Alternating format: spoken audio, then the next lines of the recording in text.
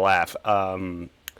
I had my DualShock plugged in to a USB port from way back when I was doing Demon Souls videos for YouTube, and it turns out that just breaks everything. And the solution is to unplug the DualShock. So, once more with feeling, welcome back to Let's Play Skyrim Special Edition, the F carryweight playthrough. Yes, much better. Last time, when we left off, I had just dealt with Anise, kind of honchoed her cabin, although I'm playing without carry weight limitations, which makes a home base a lot less necessary. And much better. And I'm here for my first alchemy session, actually. And I found a pretty good tool to use, which I was worried about, but never fear, we've got it. So I just need to identify which ingredients I have that I can use for potions. So, I'm going to do that right quick. I have bear claws, a bee, beehive husk, blue dartwing, blue mountain flower, bone meal, canis root, cyrodiilic spade tail,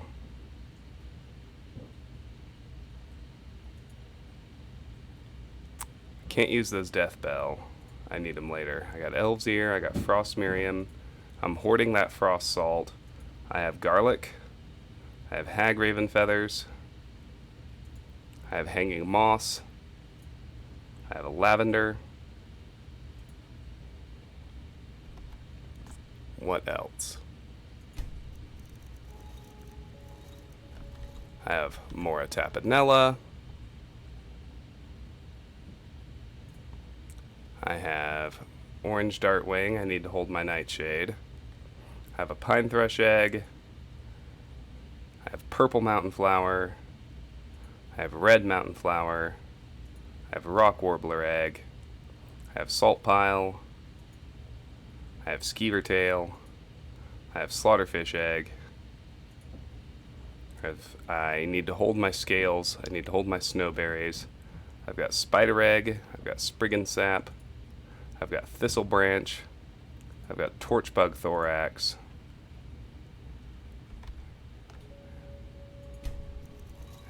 And I've got wheat. Okay. So with that, I'm going to start with canis root, hanging moss, and spider egg.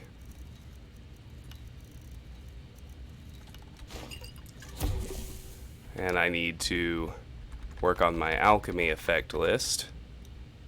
So, we've got, off of canis root, I've learned Fortify Marksman. I've learned Fortify One-Handed. And I've learned Damage Stamina. Off of Hanging Moss, I have learned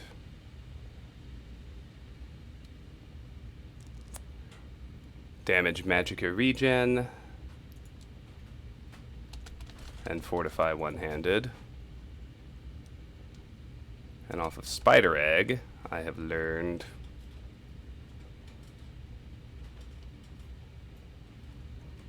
Damage Magicka Regen, Fortify Marksman, and Damage Stamina. Not bad. Alright. I'm glad the game is working at least. So I think the one I eliminated was... Well, did I eliminate? That's the first question. Yes, I no longer have hanging moss. So let's get rid of that. And see what else I can make.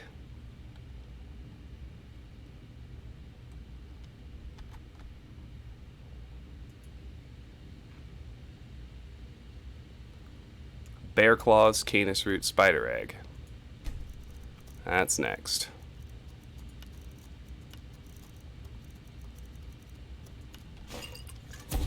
Which gets me Damage Magicka Regen and Fortify One-Handed on Bear Claws.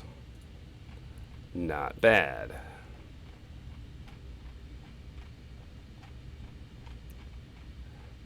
Alchemy's always tedious. It's also pretty much always worth it. Less tedious in Skyrim than other games, though, I have to say. Hi, Karis. I'm doing well. How are you? It's good to see you. Welcome. It's been a while, I know. But things are good. Things are really good, actually. Alright, back to the game. I can make one more of those. Alchemy's up to 22. That's awesome. And that was my last bear claw. Next, Frost Miriam, Purple Mountain Flower, Wheat. This will eliminate wheat. Oh, but what do I learn? So many things. So on for Frost Miriam, I got damage stamina regen.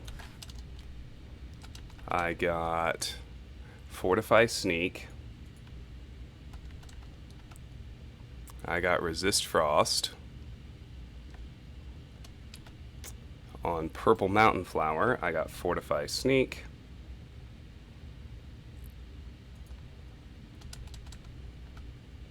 I got Resist Frost, and I got Lingering Damage Magicka. And on Wheat, I got Damage Stamina Regen and Lingering Damage Magicka. Pretty good. Alright. That was my only bit of wheat. That's okay.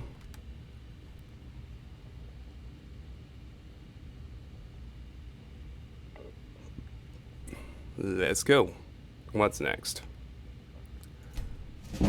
Alchemy to 23. And I need to take a break to level up. We're at level 6. 6 is a Magicka level, the first one. And if it's open, and I believe it is, I want to take Alchemist 2. Potions and poisons you make are 40% stronger. That is delightful. Very nice. Cool. Okay.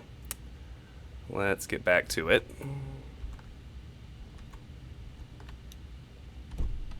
With the wheat gone, Blue Mountain Flower, Canis Root, Spider Egg.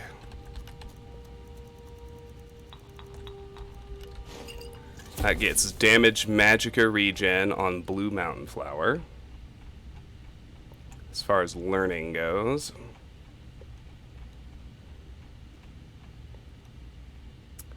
Yeah, if you haven't seen me play games before, I'm very, very meticulous and thorough. Anyway. 2 of those eliminates my Canis Roots.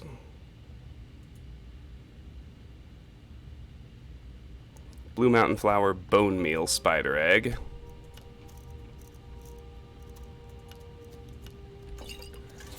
That gets me Fortify Conjuration and Damage Stamina on Bone Meal.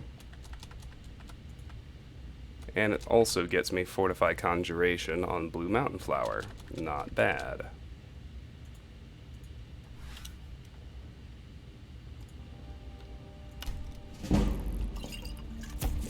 Alchemy's at 24. That's also good. And that eliminates Spider Egg from the mix, unfortunately. Next potion is Garlic, Orange Dartwing, Slaughterfish Egg.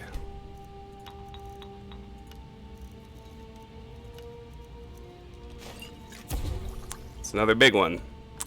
They're all big this early. Let's start on Garlic. What did we learn?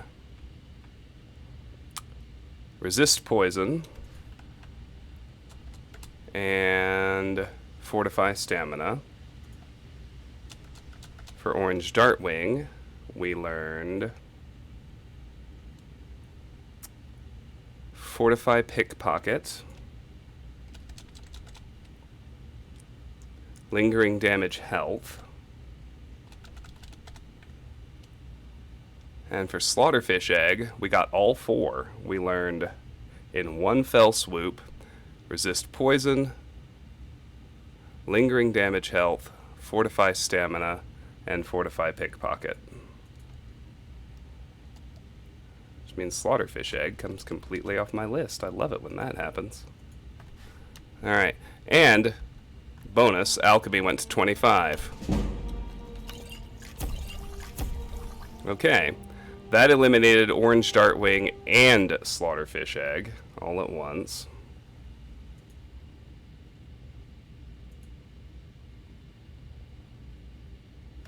Have to update my ingredient list while that ciphers out. I'll go catch up on chat. You're preparing for a workout. Attaboy, I just finished mine. Hi, Alex. Things are good.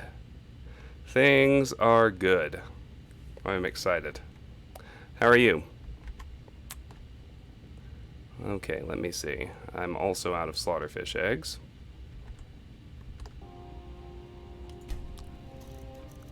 I'm also out of garlic. I had 3 of each of those, amazingly enough. That synced up crazy awesome. Alright, next we're going to do Frost Miriam, Purple Mountain Flower, Skeever Tail. Only new thing is damage stamina regen on Skeever Tail, which is fine.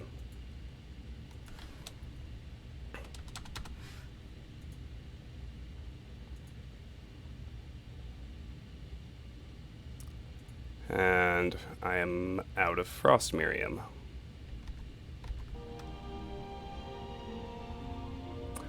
We're gonna go Blue Mountain Flower, Bone Meal, Spriggan Sap. As Alchemy raises to 26, we get damage magicka regen off of Spriggan Sap. Very nice. Another thing I'm going to do differently this run, I'm actually gonna, because I'm saying F carry weight, we're actually going to use some potions. The useful ones I'm going to carry with me, because I think they'll make fights a lot easier. Okay, Spriggan Sap gone, we go Beehive Husk, Purple Mountain Flower, and Thistle Branch. And I only have 1 Beehive Husk. So, on Thistle Branch, I got Resist Frost and Resist Poison. And on Beehive Husk, I got still a lot of alchemy effects. I got Fortify Sneak and Resist Poison. Very nice.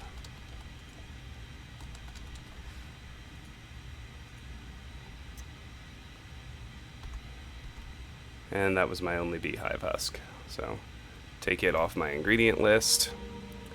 B, not to be confused with beehives, Hagraven Feathers, and Mora Tapanella. Let's start there. We got Regenerate Stamina and Weakness to Shock on B. We got Weakness to Shock on Hagraven Feathers.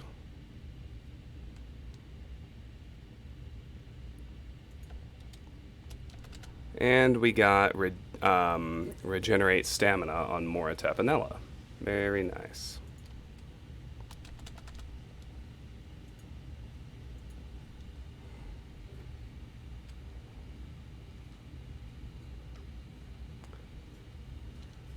Back to it. I eliminated B and Hagraven Feathers on that one.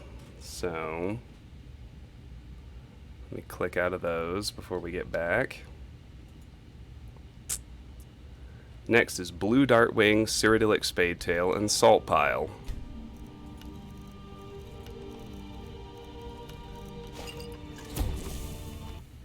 So, I'll start on Salt Pile. I got Fortify Restoration. On Cyrodiilic Spadetail, I got Fear and Fortify Restoration. And on Blue Dartwing, I got Fear. Not bad.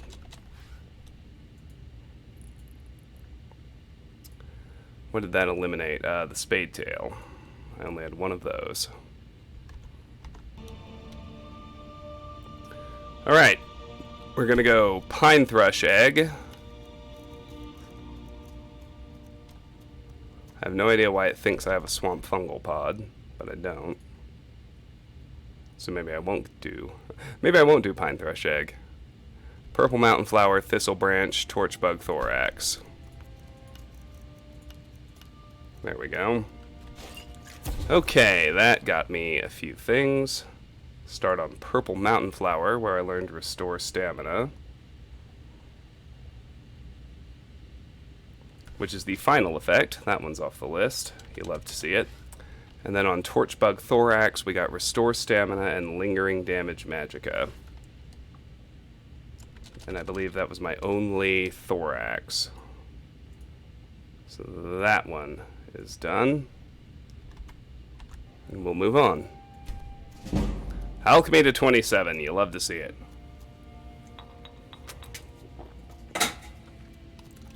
Okay, blue mountain flower, bone meal, elf's ear. That gets me resist fire on bone meal and elf's ear.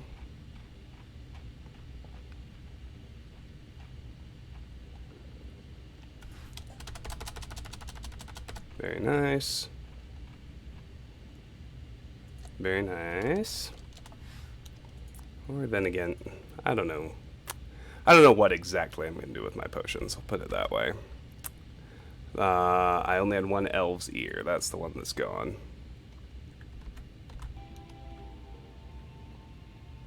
Next.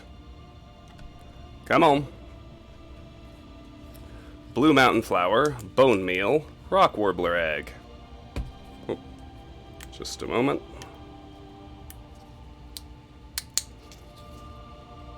Trying to get this delicious mint cold brew open. It's not quite cooperating as well as I might like. Need to bring my trash can a touch closer. There we go. Okay. You'll excuse that. Perils of live streaming. Gotta get all your creature comforts in order.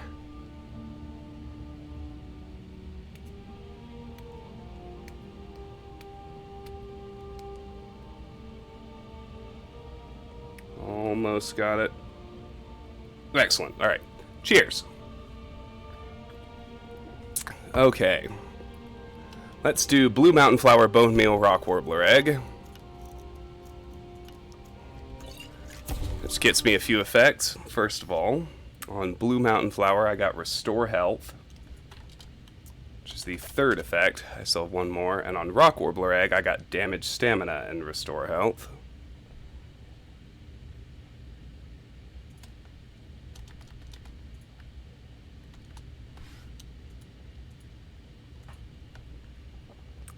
And that eliminates bone meal from playoff contention. To use National Hockey League lingo.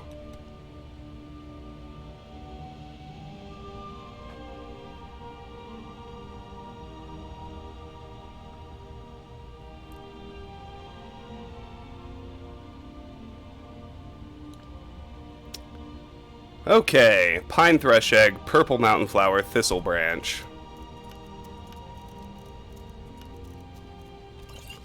That gets me restore stamina on pine thrush egg. Dilly dilly. Oh, shut up, Google. I didn't ask you for a goddamn thing. Sorry. My phone thinks I'm talking to it. Okay, so we got restore stamina on pine thrush egg. That was my only pine thrush egg. So it's out.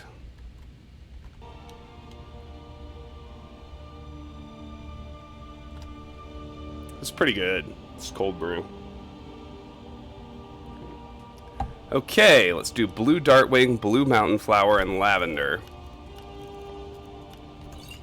Gets me restore health on blue dartwing and fortify conjuration on lavender.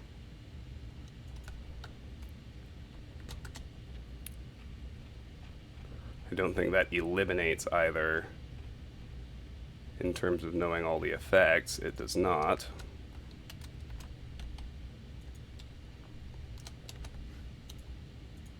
But from my current pile of ingredients, that is my last blue dartwing, and it also eliminates lavender. My thing's choking a little. Alright, let's see. Hi, Martin. Join the Stormcloaks and kill Parthenax. Welcome, Martin. It's good to see you. I'm glad you could catch a stream. Glad we're early enough for you to be here. Welcome. It's always good to see you. Take lavender off the list as well. We're getting close now. I mean, you can see I'm starting to run low on ingredients, particularly ingredients I can actually use.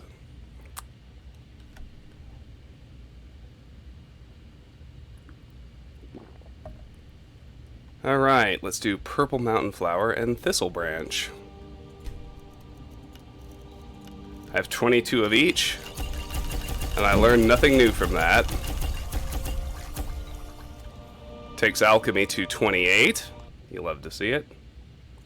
Let's remove both of those from playoff contention. Oh boy.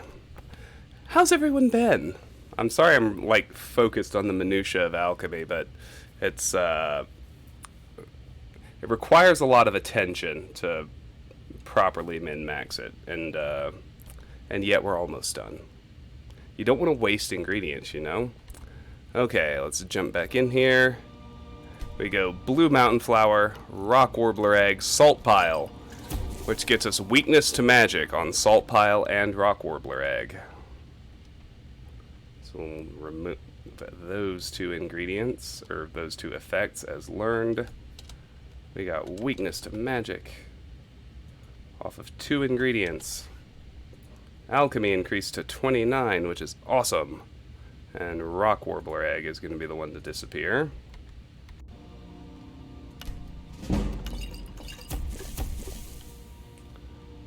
Okay, Mora Tapanella, Red Mountain Flower, Skeever Tail. That gets me a few things. On Skeever Tail, it gets damage health. On Red Mountain Flower, we get damage health and restore magicka. And on Mora Tapanella, we get restore magicka. Not bad, fam. And then that eliminates Skeever Tail.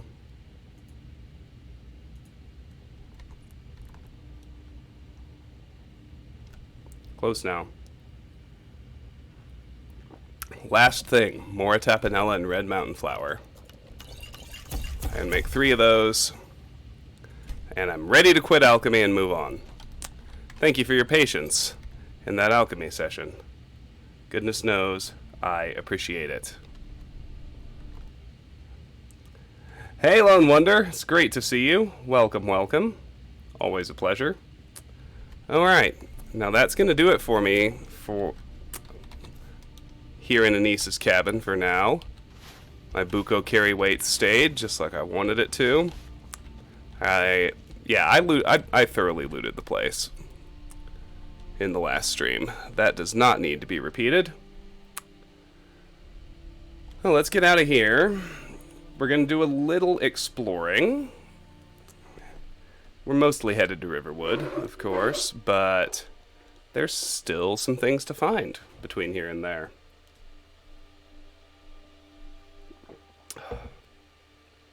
And who knows what kind of trouble we can get into with random encounters and what have you.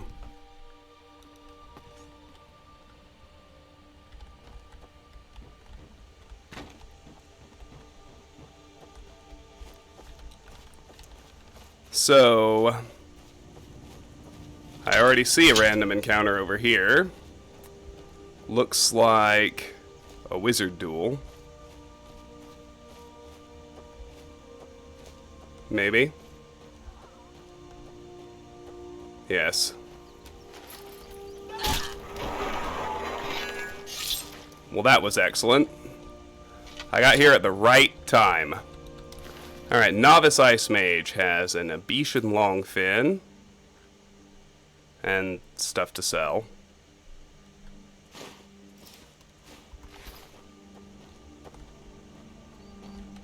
Let's see if I can find the other combatant. Yes, the Novice Fire Mage.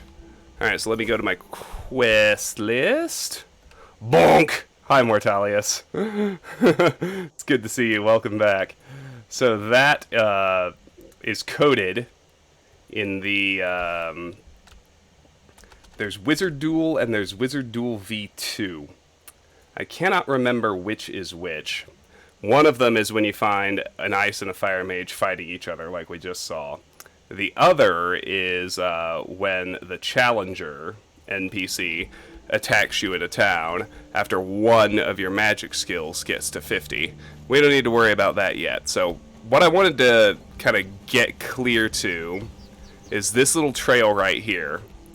It's a nice landmark that we can pinch back to later on, just to make sure we've really fully, thoroughly explored everything. I'm going to use this cairnstone and this ledge as the cutoff on this side. That was a pretty epic bonk. Considering some of the trouble I've had with some of these very early legendary difficulty fights, I'm very pleased at that instant two-handed kill cam. That was pretty amazing. Alrighty.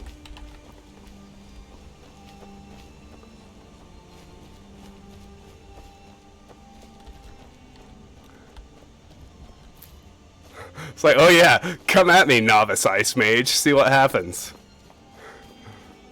Well, and what's funny is I'm just, I'm trying to raise the skills. I'm trying to start by raising the skills whose perks aren't going to be part of my build. Like, heavy armor and two-handed. Great examples. But, okay. Yeah, I think we've got this plateau nice and clear. We'll have to come back once we get a pickaxe to mine all the ore that's available, but the other neat thing that we can do, I just gotta find the correct ledge. This is not it. This might be it. Yeah, right down here. For whatever reason, there's a guaranteed flawless emerald inside that little elk rib cage. We'll put that to good use at some point. And now we can hop in the water. Nothing here but salmon, which are useless to me. Pinch back to about here. Just kind of make a note of that as a landmark.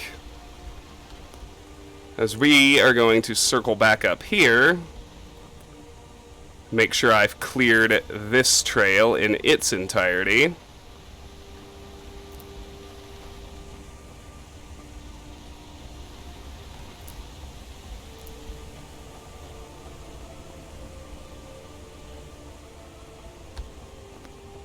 Which should more or less happen, yeah, right here, right as we get back to the Guardian Stones. Great. It gets the stick. Bonk, bonk. Alright, very nice. We're going to go ahead and explore and clear Embershard Mine, but there's a caveat to that. Let's get up here and get ready to get started. There's Embershard Mine discovered, which means I need it off my location list. You'll love to see it. I do, anyway. I just love this game. I really do. It's so satisfying. Martin, no problem at all. I'm really glad you could stop by. It's lovely to see you. It always is. Get a good night's rest and have a good work tomorrow, and we'll see you next time. I'm pretty sure I'll be able to stream again tomorrow, and I'm planning on some Thief 3, if you're interested in that. Let's fight this bandit. Never should have come. Wow. It's like slow motion. Heavy armor to 16. You'll love to see it.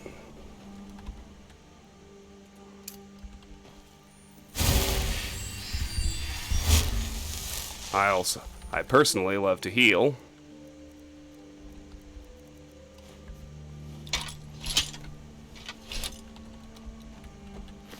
Bonk bonk.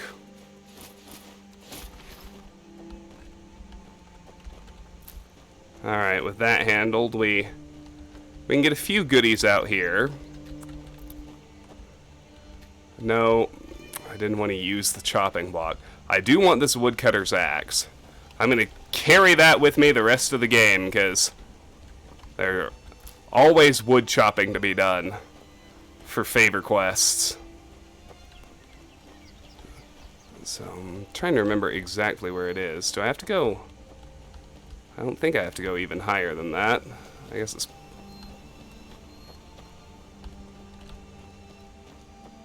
There it is.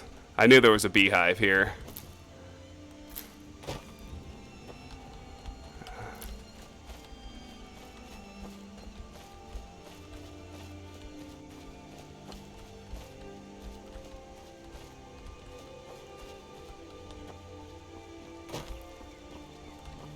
I think I missed a flower up there. We'll circle back right quick. Won't take long.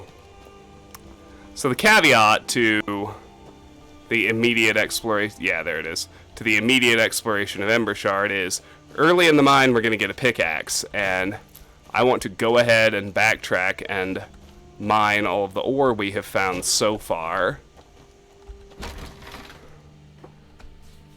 for use in the smithing grind and building things and everything else. So let's roll down and do exactly that.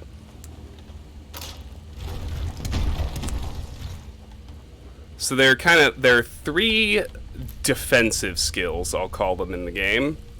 They are heavy armor, block, and light armor. The one I'm going to focus on is light armor. I don't need block because I'm going to be dual wielding, and I don't need heavy armor because I'm going to be speccing into light armor. So the ones I want to raise first, counterintuitively, are going to be heavy armor and then block.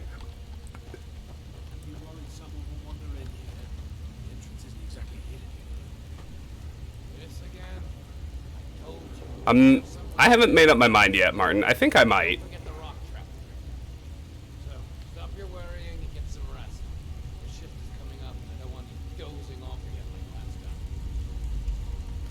Alright, let's sneak. 18. Oh, hi, fellas.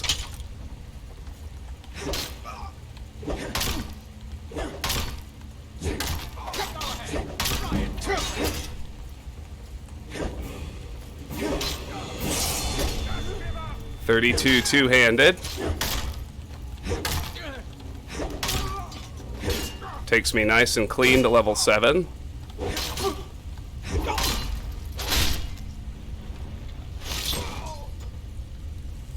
Let's heal up before I go to that menu. I need those restoration points too. Restoration to 22. And other things I'm going to try to go do as I go. Like you saw me do some sneaking.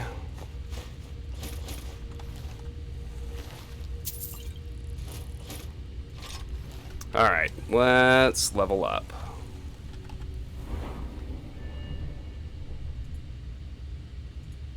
I want to take... So 7 is a health level. And I want to take Overdraw 1 out of the archery tree. Bows do 20% more damage. Awesome. There we go. Okay, so zap that off the list. And we'll get right back in there. Feels like I'm doing too much damage to them. I don't think so. I'm on legendary.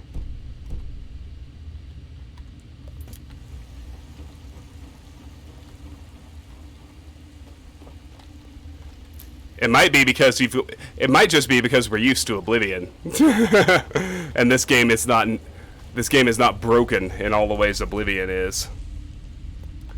Yeah, their AI is acting a little funny. That does seem real now that you mention it.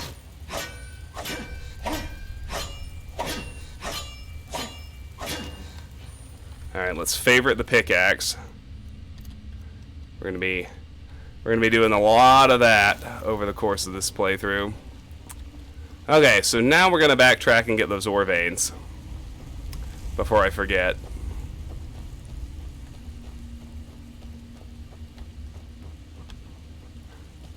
Those NPCs using Internet Explorer.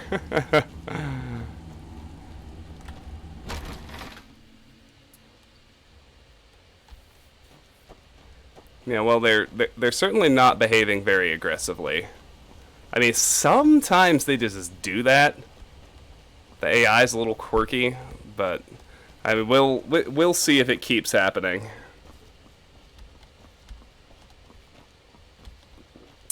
I'm usually not inclined to look a gift horse in the mouth when a game glitch that actually favors me happens, but we'll see. All right. First things first. Up here, very near where we made our first exit from Helgen Keep, we can find 3 corundum veins.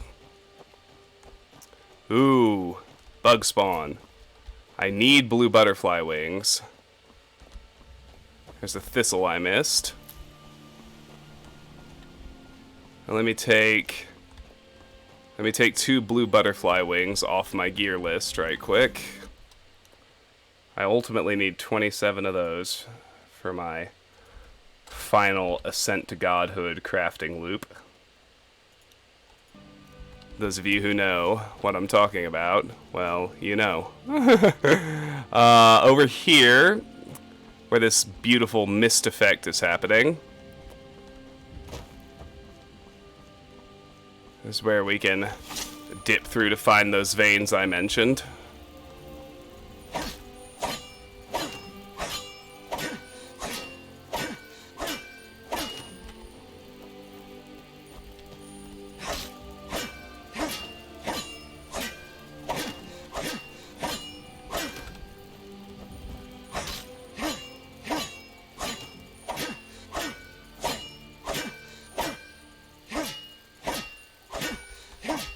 That's not working. There we go. I was watching my gems. I got some amethysts, which are nice to have, but don't trip any of my lists. The next one is an iron vein down behind that first bandit camp, where I geared up in my iron armor.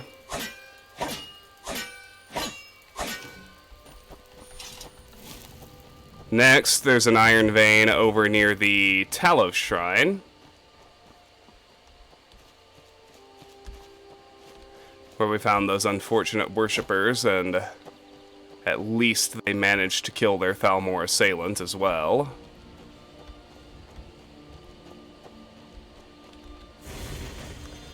But, I was thinking about what I do and don't like about survival mode as I was kind of designing this next playthrough in my mind, and honestly, the only thing I really liked about it,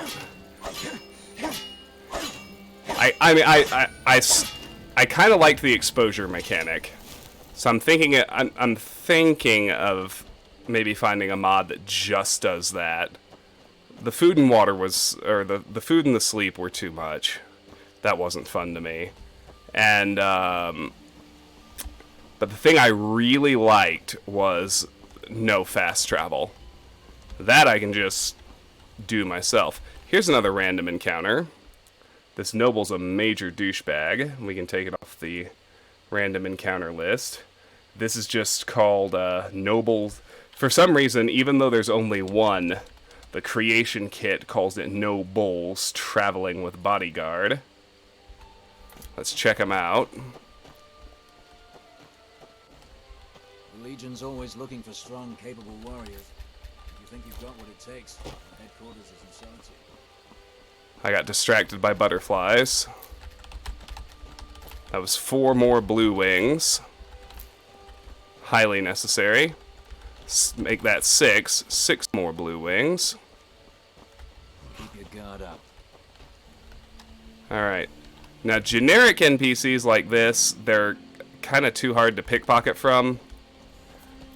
But guards do have a chance of carrying divine amulets, which are otherwise pretty hard to find. So I'll always check them. He, of course, didn't have any. Alright, so that was 6 more blue butterfly wings. Very nice. Get that list updated. Nobles. Although that is clever, Lone Wonder. I appreciate you. Pickpocket noble. He's got nothing at all. I have nothing to say to you. Now move along, or I'll order my guards to attack. I have nothing to say to you. Fine. Or I'll order my guards to attack. Asshat.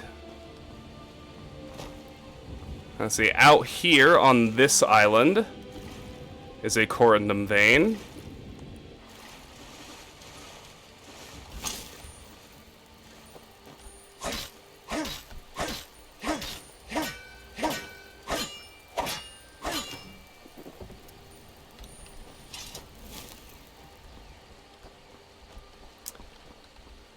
Over here at the fisherman behind the guardian stones, there's an iron vein.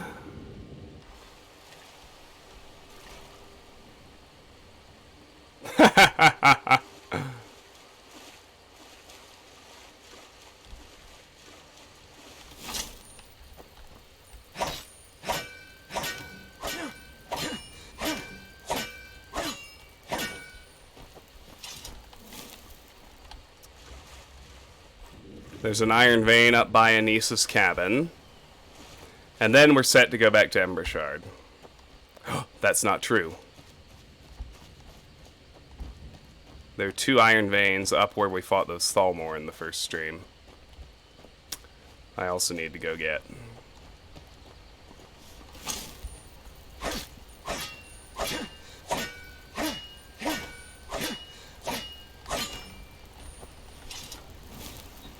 Almost forgot, but I didn't.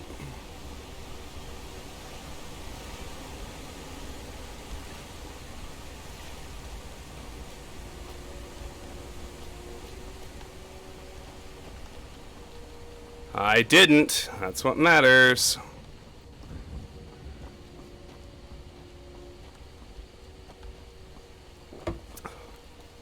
Oh, coffee. You're so delicious.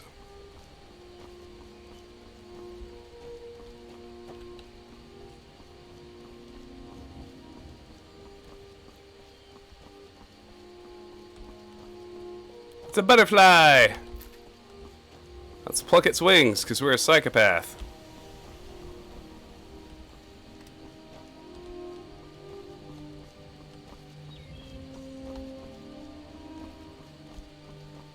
We could get another random encounter up here.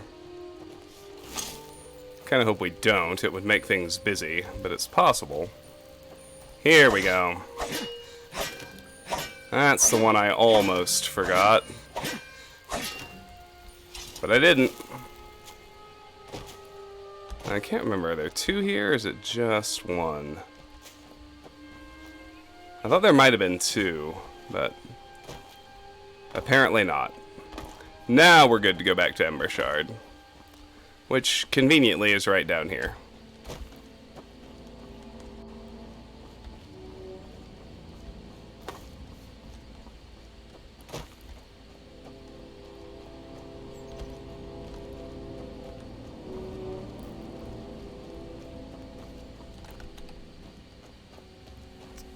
Gonna get my warhammer going again.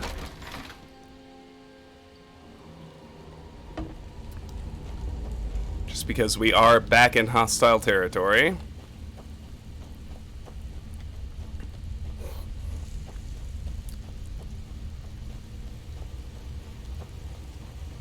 Alright, here goes.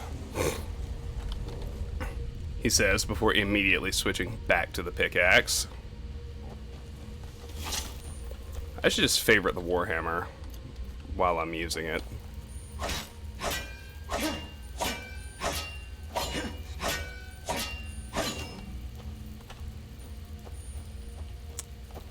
Fly Amanita, coin purse, and a tattered journal. They've had me working down here for days now. It's not the time that's getting to me, though. It's these tunnels. I've told them countless times now to add extra supports to the weak sections of tunnel. If only we had more of those wooden beams that we reinforced with bronze bottoms. Honestly, if I hear the earth shift one more time above my head, I'll be so stressed I may stop drinking for good. I mean, what's a Nord without his mead? Apparently, a skeleton. Alrighty. Let's hop back in there.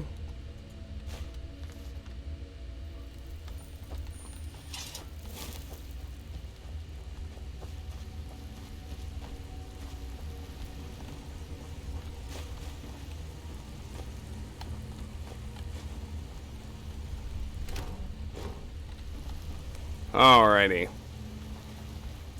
Now I need the Warhammer, because this is going to summon 2 guards.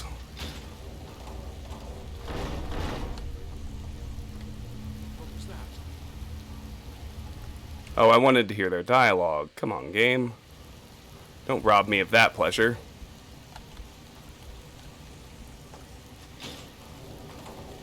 I thought we had a guard post. What was that? I guess we're just gonna have to listen real closely. Maybe I need to hide over here. I thought we had a guard post. You did? Your eyes peeled. Don't think we're alone. You checked the entrance. What was that? I'm going to look over here. Alright, I think that's as close as we're gonna get, so. Alright, nope.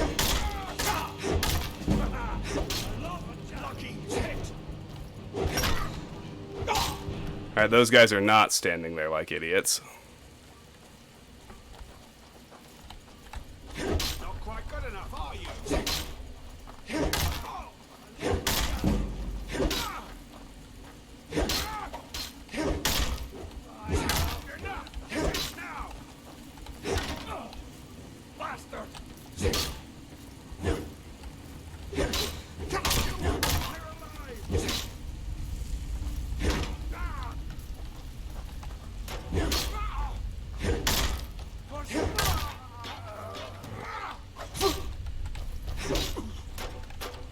Come on, hit me again.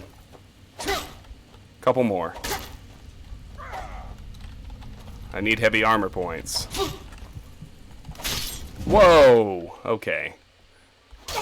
Those kill cams are... The kill cams are ridiculous. Mostly because they... There we go. But then, so are mine. The idea is, I want to... much like when I'm doing fights in Morrowind or Oblivion, I want to take as much damage and as many hits as I can so that my skills actually go up. Anyway, steel mace. That means iron mace is off the favored list. Steel is definitely better.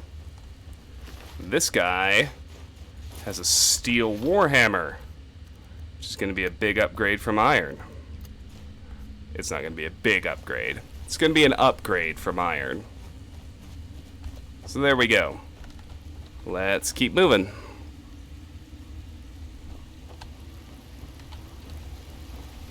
Don't miss the little bag here. Always handy.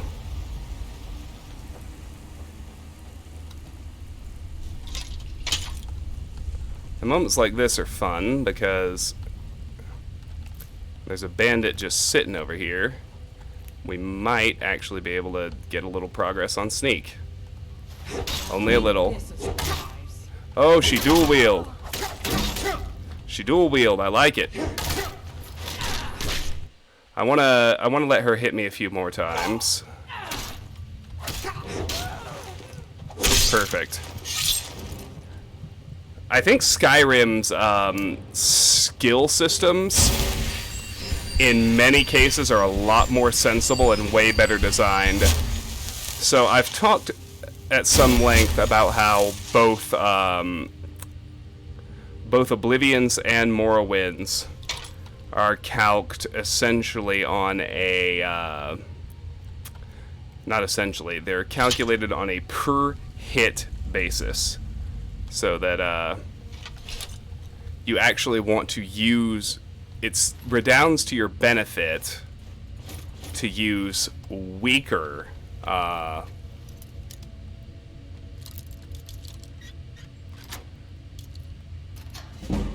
weapons, for example. Lockpicking to 17, you love to see it. You get that gold. I'll actually come back here. I'm going to go do this other one first.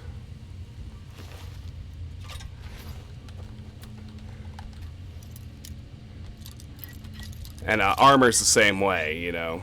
There's not really an advantage.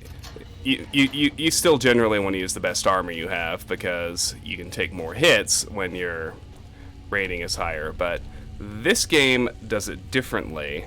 For armor, it actually calculates the amount of damage that your armor absorbs, which I just think is a vastly more sensible system. And for weapon progression, rather than raw number of hits, it calculates your damage output and rewards you with skill ups that way. I just think that makes a lot more sense. And spells, I think, similarly, have a much more logical progression. It's not simply casting it over and over and over again ad nauseum to raise the skill. They're all different depending on what the spell effect is, but Restoration is a good example in that, for healing spells at least, your progression is based on a calculation of how much health you actually restore to yourself. So, while it robs you of the option of just, say, standing there and spamming the spell without being in any kind of combat, I think it makes a lot more sense. Alright, we've got a Clairvoyance Spell Tome, which we'll use immediately. Learn that little spell. Oh, hi, Eastpork. Welcome. Glad you caught a break. It's good to see you. How are things? How's life? Still riding high on your NBA championship, I hope.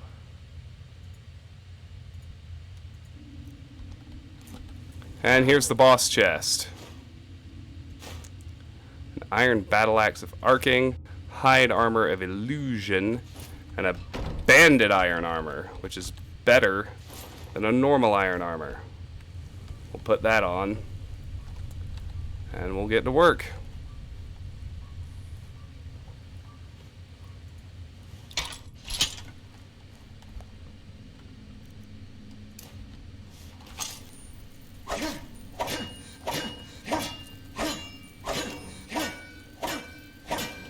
Anyway, we've been over this ad nauseum. I don't want to spend every Elder Scrolls, particularly since I'm alternating games, I don't want to spend every Elder Scrolls stream discussing the comparison between the three big Elder Scrolls games.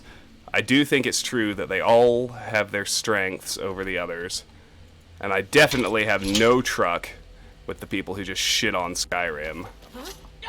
There's plenty that it does way better.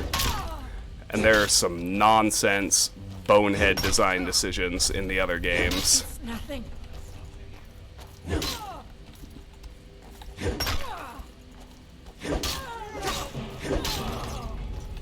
Oh, I aggroed everybody. That's precisely what I wanted to not do.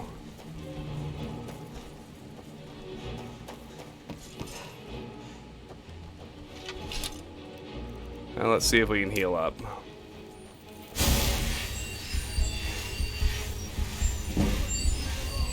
Restoration to 23, hooray!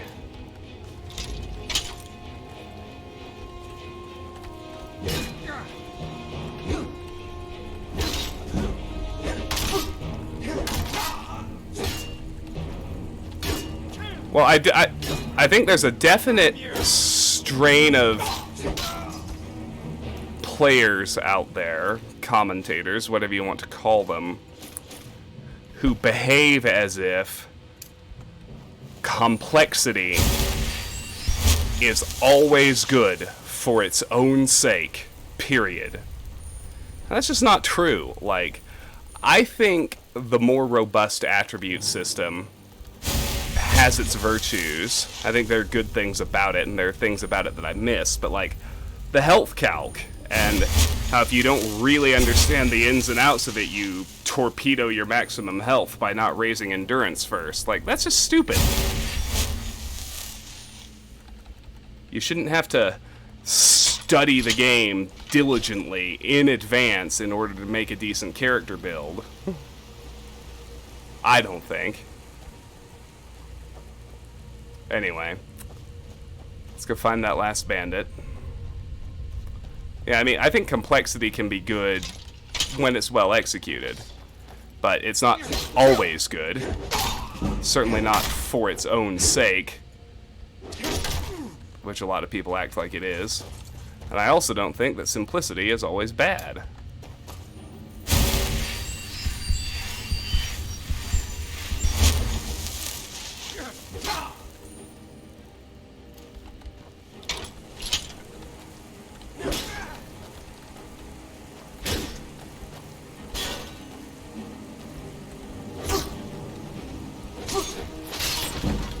What the heck?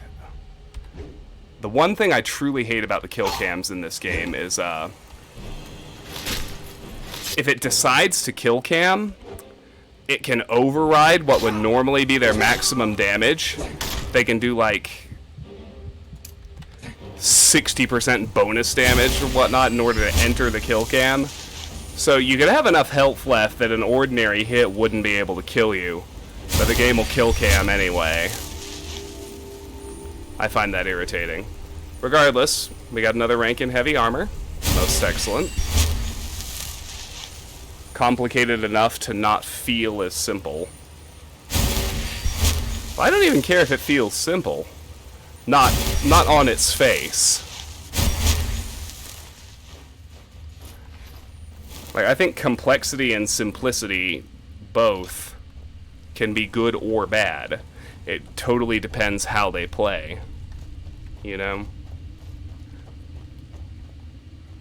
But these RPG fandoms, they act like making things simpler is always bad, period, full stop. It's like, no. Some of that complexity was just fucking dumb. Like, nobody liked potion failure in Morrowind. There's no reason to have that mechanic. None.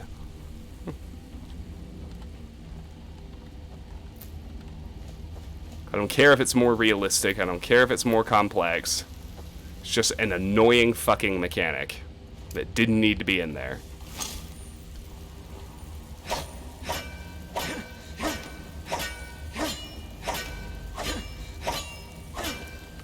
Alright, let's get the ore veins. There's nothing else down here. I should make note that,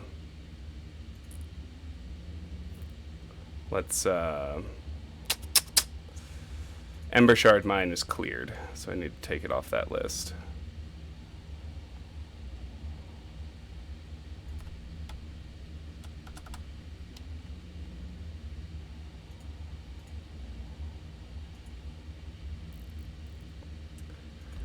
Now, see, that would be fun, Karis. That would be taking the basic idea of the concept of you can screw up making your potions, and turning it into something that's fun and compelling. Alright, we got 2 iron ingots here. That's exciting. Those come off the yield gear list. Yeah, Eastpork, I agree with you. Diablo is actually a really great example of the complexity of the skill trees and the synergies and everything is really great. And on the other side of the coin, the argument over whether or not the ability to respec is a good thing. Like, I just will never understand the purists who are like, no, if you want to respec your character, you should have to start the game over, herder. Like, no. The fact that you can spec into different builds between fights in Diablo 3 and try different things out until you find something you like is fucking great. You shouldn't have to restart the entire damn game to play around with character design to see what you like. That was a great idea, and I will never understand the people who complain about it. Light armor forging. Smithing increased to 16. Light armor forging by Revis Sarvani. Let me do my lists first, then we'll read this book. Obviously, it's a smithing skill book. It's the first one we found.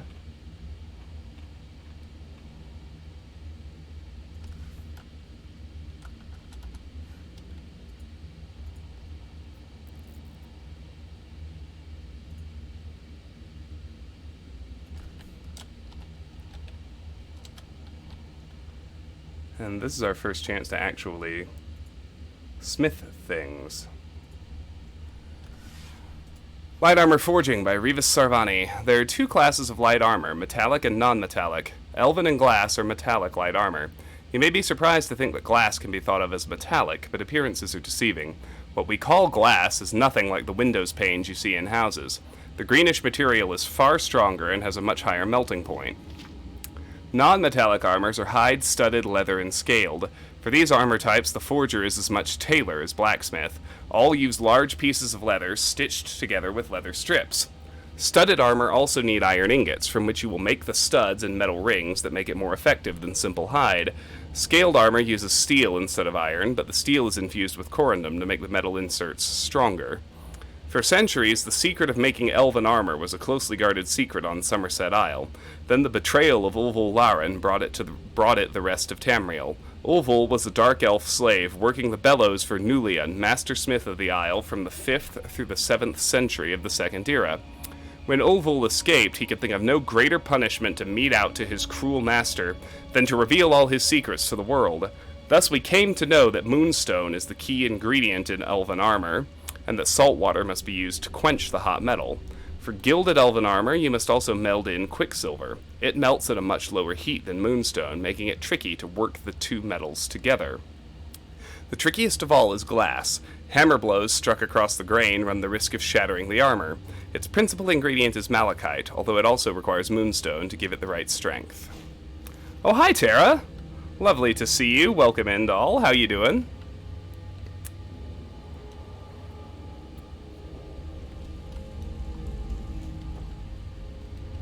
Kingdom Come Deliverance. Well, see, that sounds cool. Like, if you put some thought into the system and make it an actually engaging mechanic, then that's obviously very different than just adding in more numbers and saying that by default that's better. Or making things pointlessly hard, like...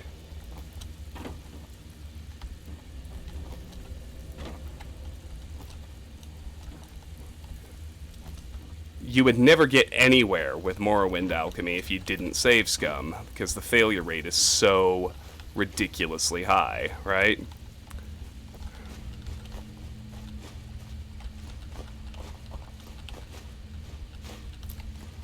Charred skeever hide.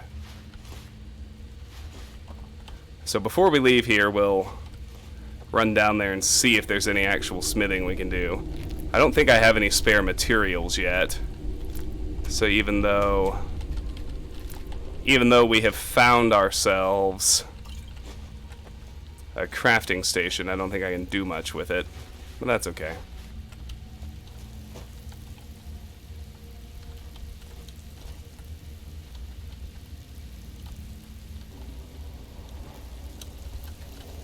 Yes! Hanging moss!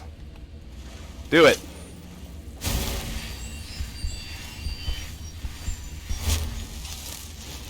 Just because hanging moss is actually a pretty valuable ingredient.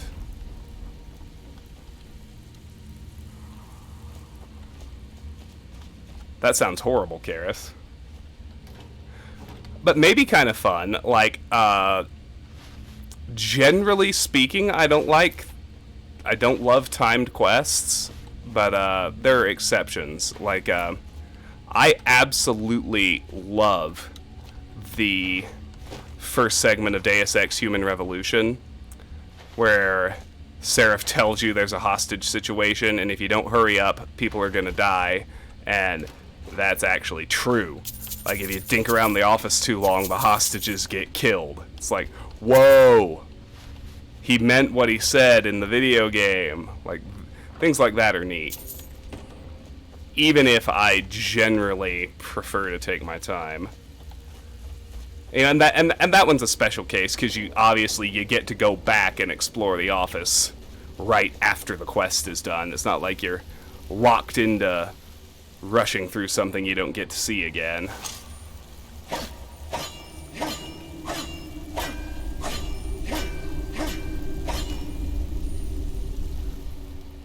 Well, and people who... that actually brings me to another point, Eastpork. I'm glad you brought that D&D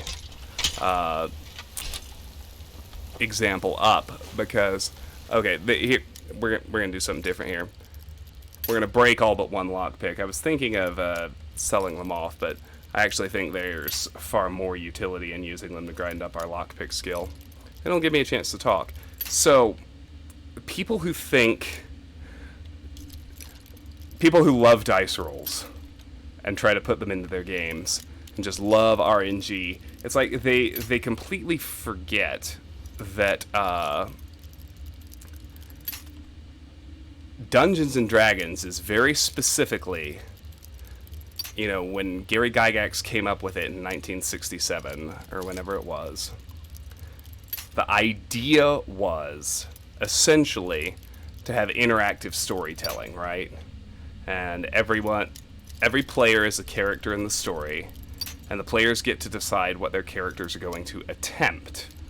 And the dice roll is essentially the way of simulating the chance and determining whether the character succeeds or fails, instead of just leaving it absolutely up to the whim of the dungeon master, which is the other option. There are far more effective ways to simulate the probability of success or failure than dice rolls. And there were far more effective ways in 2002. But the biggest thing is, unlike a sit-down game of Dungeons & Dragons, there's a player of the video game who actually has or doesn't have the skill. So I thought that Oblivion's introduction of an actual lockpicking minigame, where as your character skill gets better, the minigame gets easier. But if the player is good enough at the minigame, you can open very hard locks with no security skill. Like, I think that just makes so much more sense. Like, I don't know, my opinion on game design ethos isn't gospel. I'm just talking about what I do and don't like, but I like it when developers emphasize designing systems where the player's skill is essentially the determinative factor, and the character skill in the game acts as a supplement to that, which I think they did really well in. A pretty good example is the lockpicking minigames in both Oblivion and Skyrim.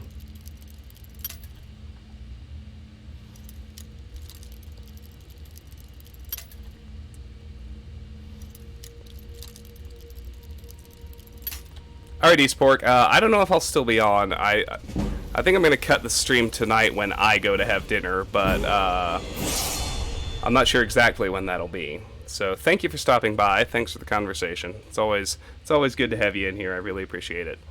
Have a good rest of work, and we'll see you when we see you. If not tonight, I am planning to stream some Thief 3 tomorrow. Alright, level 8. We are going to take Physician out of the alchemy tree, and this is a health level.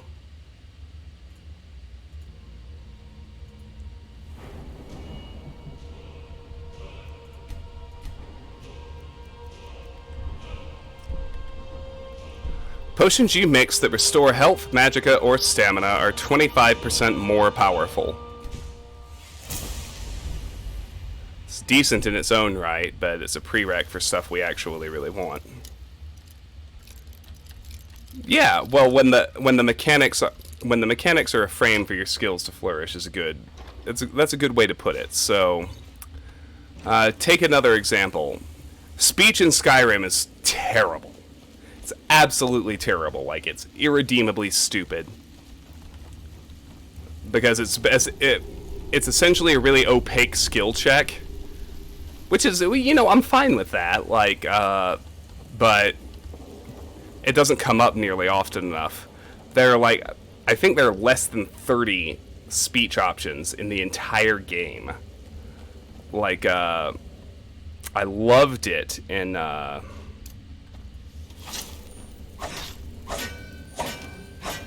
New Vegas. Like, I thought New Vegas among its many virtues, has, I think, maybe the best, most robust set of speech options as far as, like, speech skill checks go I've probably ever seen in any video game. And I like that it's transparent. I like that it tells you straight up, hey, your speech is not good enough, you're gonna fail this check. And you can still do, like, a failed speech dialogue option. And you can see how much speech you would need to be able to think of the better dialogue option instead. Like, and that makes a lot of sense in the universe, too. It's like, oh, your character hasn't trained in speech. Like, this is the best response your character can come up with. Sorry, it's not good enough. It's not going to work. You know, take a flyer on it anyway. See what happens. I haven't forgotten that there's smithing stations in there that we can potentially use. I just want to get this stuff from out here first.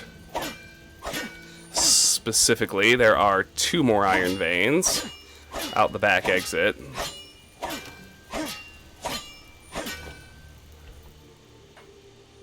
Well, I mean, I think speech in Skyrim is terrible. It's close to the same system as New Vegas in that when a speech option happens, it's a hard skill check that you either succeed or fail. But the dialogue doesn't change. Your character says the same thing. The response just changes.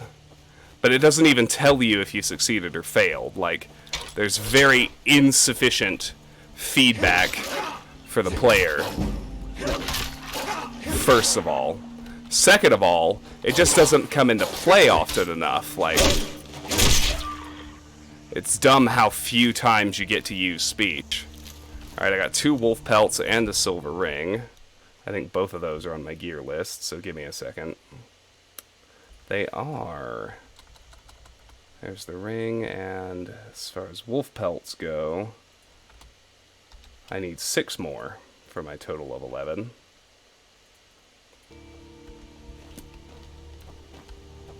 Oh yeah, and Fallout 4 was even worse.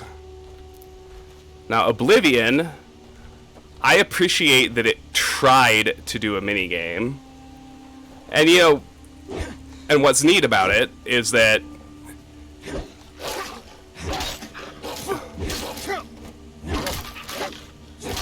in terms of raw gameplay, Oblivion's minigame pulls off exactly what I just talked about, in that, you know, you, the player, can get good at it, and even if your speechcraft skill is functionally nil, you can persuade anybody if you're good at the minigame.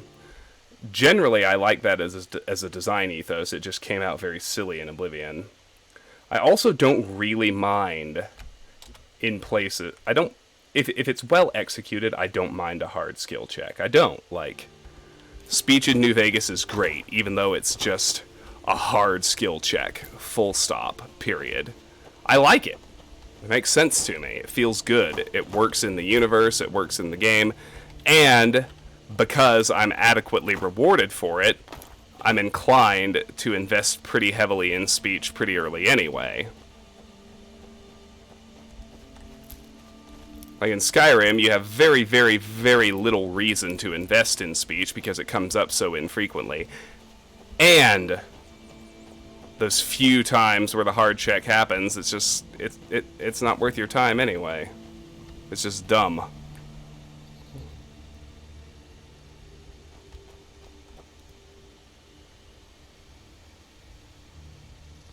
Yeah, and you know, like my favorite thing in New Vegas, like, not my favorite. I have a lot of favorite things in New Vegas. It's a fantastic, fucking awesome game. But you can talk down the final boss in New Vegas if you have 100 speech. It's amazing. What other game lets you do that? Well, Fallout 1. You can also talk down the master if you have sufficient speech. But that's exactly my point. Like, those guys, those games have their foibles. They're not the absolutely perfect, flawless, untouchable gems of gaming that they often get held up as. There are places where they do stupid complexity for its own sake. I'm thinking about some of the crafting systems in New Vegas as an example of that. But, good lord, did those guys know how to do dialogue systems and speech systems. They are so good.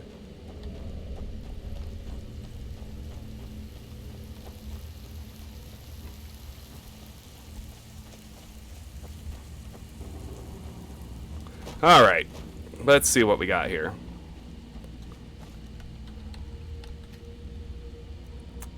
Use workbenches to improve armor. All improvements require materials. The amount of improvement depends on your smithing skill, which is more or less nil. Well, let's see. I can't use my leather. I can't use my iron. And that's all I've got. So we're not doing any armor improvements. Use the grindstone to improve weapons. All improvements require specific materials, which you can buy or find in the world. We're not using leather strips yet. We're not using iron yet. And that covers everything. Yeah, we're not going to do any smithing yet. Blacksmith forges. The blacksmith forge is used to create new weapons and armor from raw materials. Not doing hide, not doing iron. I mean, I don't even have leather to use, so we're definitely not going to be able to do anything. I have no steel ingots at all. I have no gold. I have no silver. I have no netch leather. I have no bone meal. And I have no shellbug chitin. Well, it was worth a look. Yeah, those of you who have some experience with Skyrim know that far and away the best way to raise your smithing skill is by jewelry. Now there's a Skyrim design decision I fundamentally disagree with. I don't like that your crafting increments are based entirely on how much gold the results are worth. I think that's dumb. I think that's really dumb. Unless they wanted to make, you know, the most complicated stuff also the most expensive stuff. Okay. So we're almost ready to go to Riverwood. We've got one little unmarked location to explore first. And I want to clear the road leading up to Riverwood as well. So we'll start on this plateau up here above the road. We shouldn't really run into any hostilities, I don't think. Oh, here we go. It's the hired thugs, because I stole from somebody.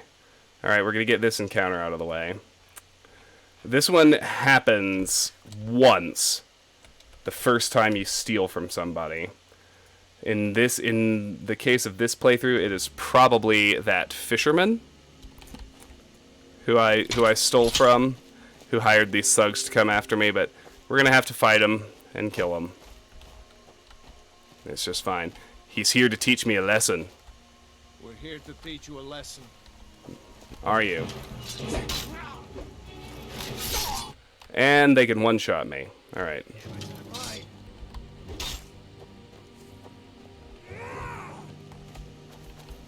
Alright, we are gonna have to do something different here.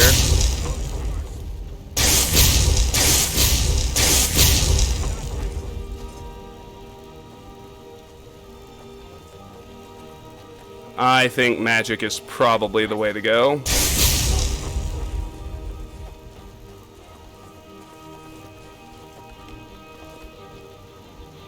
Generally speaking,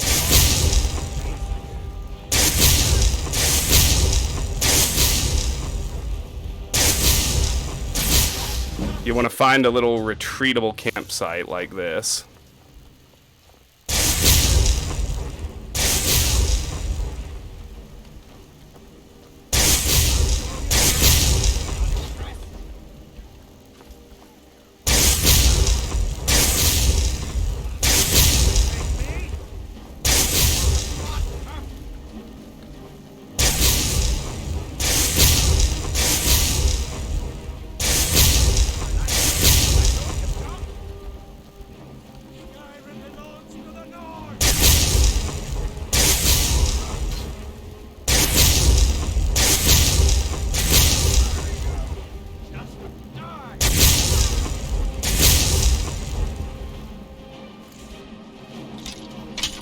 wonder if I can bait him into range.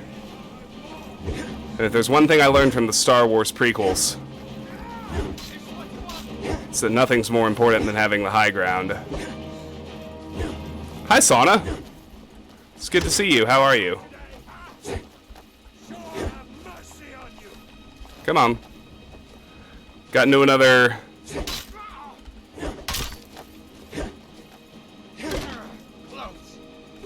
Got into another very high difficulty legendary fight.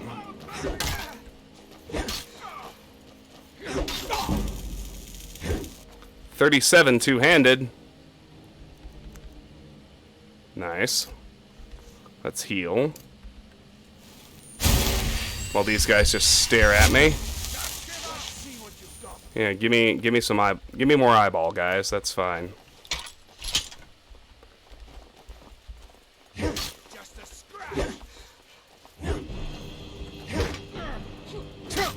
Woo. 19 heavy armor. That's good. Can't knock that.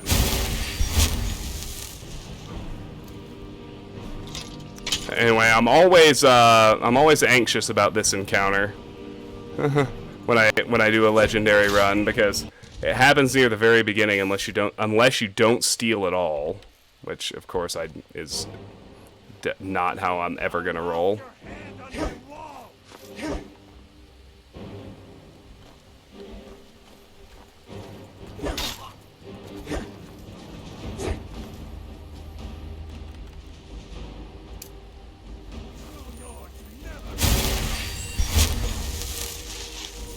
Teaching about cheese. Let me look at my potions. I wonder if I have anything that's actually going to help me here. Damage, magicka, regen, fear. No, no, no, no, no, no, no. Sorta not really. No, no, no, no, no. And none of these are terribly useful. Oh, hi, Tiff. Welcome, Raiders. It's lovely to see you all. Welcome in. How was your stream? You're playing Skyward Sword, right? Hi, Smolder Drop, welcome. Hi, Euro, lovely to see you as always. I'm just trying to cheese down a group of thugs that are way over-leveled for me.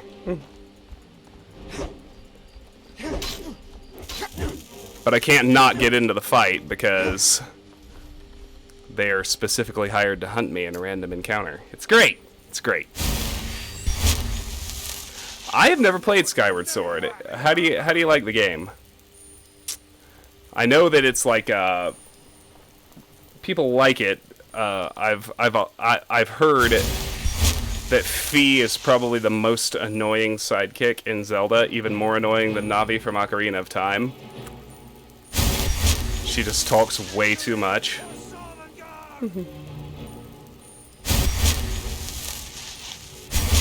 And it also, I've heard it suffers from being the last of the very samey Zeldas that were essentially every Zelda from Ocarina of Time until Breath of the Wild. But I've also heard that if you don't mind the essential Ocarina of Time 3D Zelda formula, it's a great game, because every Zelda game has been. A 99.9% probability. Anyway, welcome, Raiders.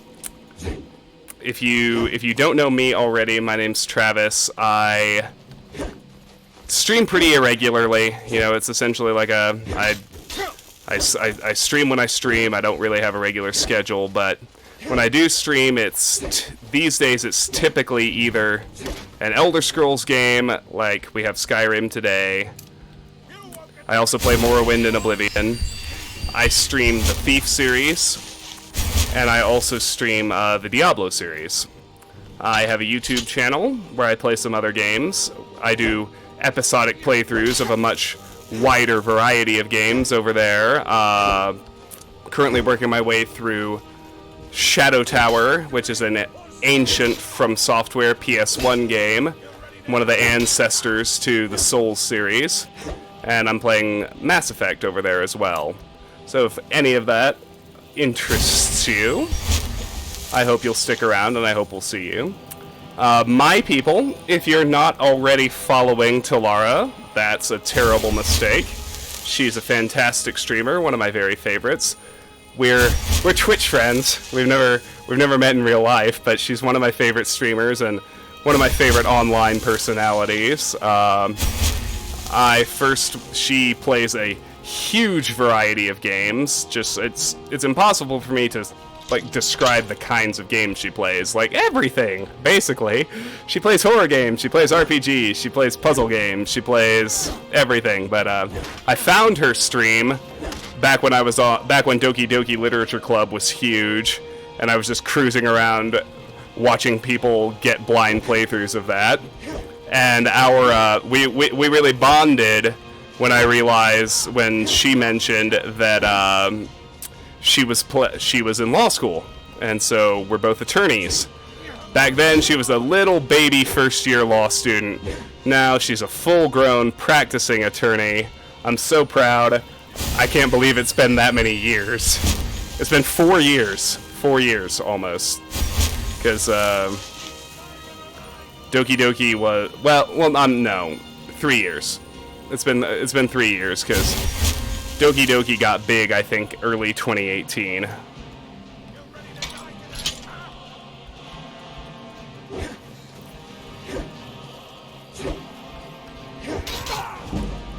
Oh boy. I mean, I like the 20 heavy armor, don't get me wrong, but man, these guys hit like Mack trucks. No kidding, time flies.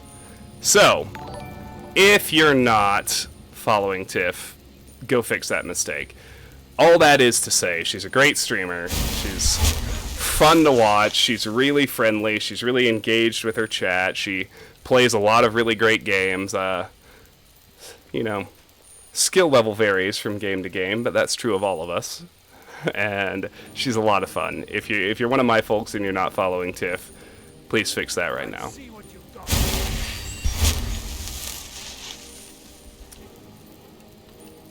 I mean, this is a nice opportunity to get some ranks in heavy armor and restoration, so maybe I shouldn't complain that much. And the other thing, of course, is we're a ways away from that happening. Not to mention grinding up two-handed. But once I actually drop a couple of these guys, the third one we'll be able to deal with a lot more head-on, and it'll be a lot easier. Tara, thank you so much for gifting Tiff a sub, by the way. I realized I had a bit of a delayed reaction there, but I really appreciate that. Tiff, enjoy having access to my face and my dogs. Or just my face. Dogs are higher tier.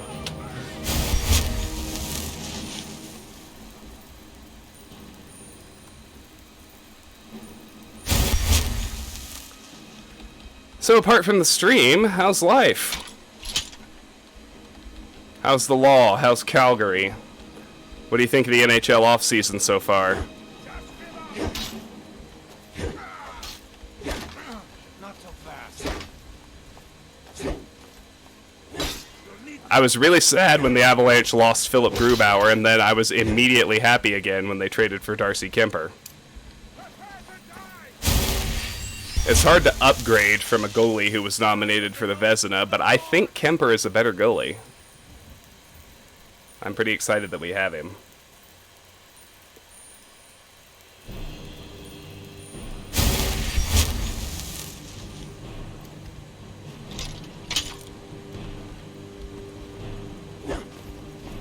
I also kind of have to choose between, I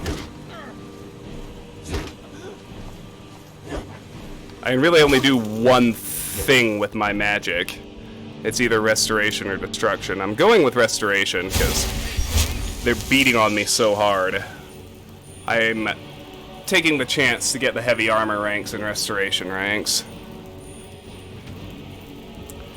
Yes, we're excuse me, yes, Kings, we're playing on Legendary. And that's why this in particular is one of those encounters that I just dread, because it always happens near the beginning of any playthrough, and I mean, even on normal, these guys are pretty over-leveled. for an underdeveloped character who hasn't really gotten into the crafting skills yet.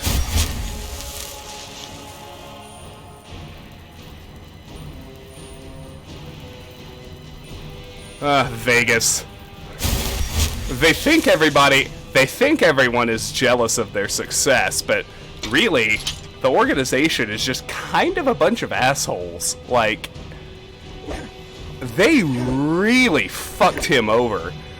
I can't believe he found out about the trade on Twitter. Like, I get why they did it. They needed the cap space, but the guy has pretty much been the face of your franchise the entire short span of its existence.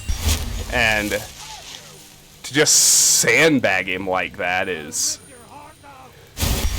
it proves all of their critics right, I think. Like, you know, and I'm not gonna shit on the fans or the players, but the organization is just, they're terrible. Like, first they axed Gerard Gallant for no reason, and then Fleury finds out he's been gifted to Chicago on Twitter. Oh, there it is. I can take one hit at a time, and one hit only. Oh man. Legendary difficulty, ladies and gents. And you want to know what's funny? My last Elder Scrolls stream was Oblivion. This is far more reasonable than max difficulty Oblivion. Which tells you something about how broken Oblivion's difficulty system and level scaling systems are. Like, absolutely ridiculous. And we're getting close. I think we're about to actually drop one of these guys. Legendary challenges require legendary cheese. If only I had 100 cheese wheels that I could just immediately eat to restore my health. You know, people make those webcomics about Skyrim and the Elder Scrolls games. My favorite is where, one of my favorites I've seen is one where, like, a guard is telling a bedtime story to his kid. And it's like, and then the Dragonborn ate 100 wheels of cheese and immediately restored all of his fighting prowess. Ooh.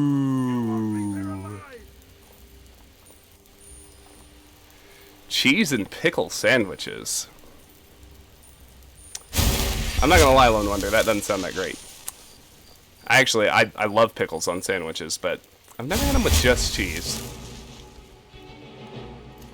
I generally require some meat on my sandwiches. Like, I'm not a peanut butter and jelly person either.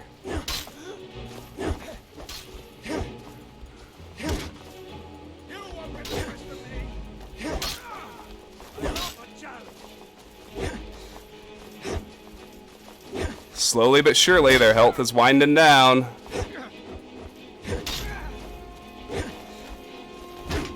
I do appreciate the range on this Warhammer.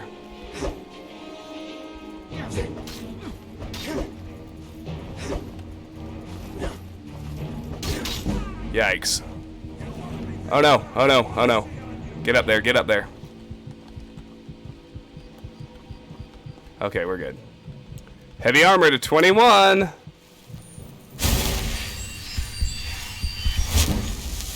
Restoration to 26. Oh, and we're at level 9. Hey, we can level up and get our magicka back. I'll do that just as soon as I finish healing. I don't want to waste the chance at some restoration points.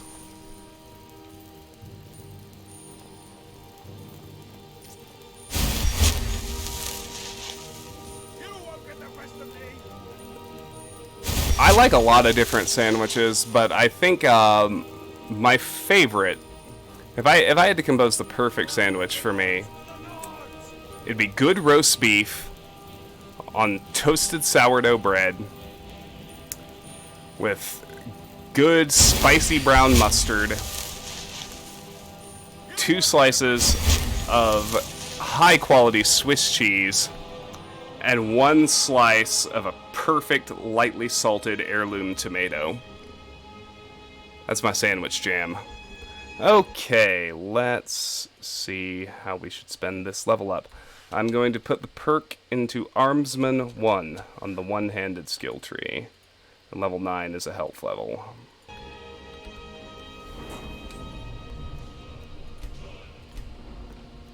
We'll put that one into health. We'll zip over to one-handed and grab Armsman 1. One-handed weapons do 20% more damage. Gotta have bacon. I do love a really, really, really good BLT, too. My girlfriend, actually, is a... You might call her a connoisseur of BLTs. She knows, like, when and where to get the perfect in-season, exactly right heirloom tomatoes. Grill the bacon crispy. Use the right amount of mayonnaise and butter on the toasted bread. Like, she makes a big, big deal out of making the perfect BLT, and I'm not gonna lie, I was like, come on, it's a BLT, it's always good. But then she made me a BLT, and I was like, oh, nope, nope. There's definitely something to this.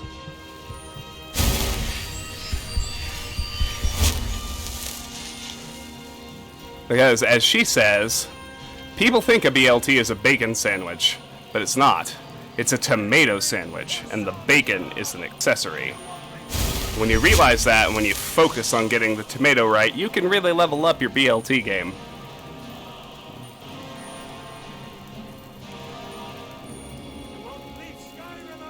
You're hungry. I hear you, man.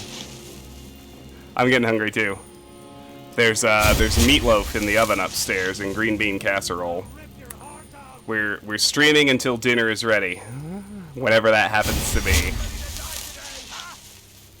And then I could get back on for a little bit tonight, but I think I'll just have dinner and then maybe record an episode or 2 for YouTube before I go to bed.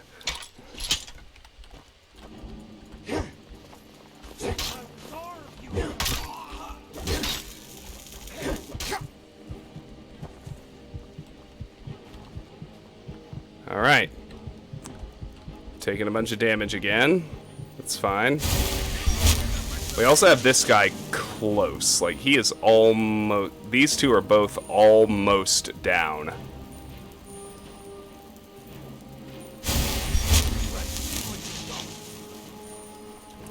When I get down to just the one-handed guy...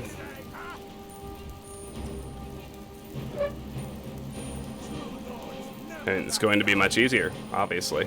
That's thing 1. Bacon, onion, tomato, cheese, garlic. Ooh.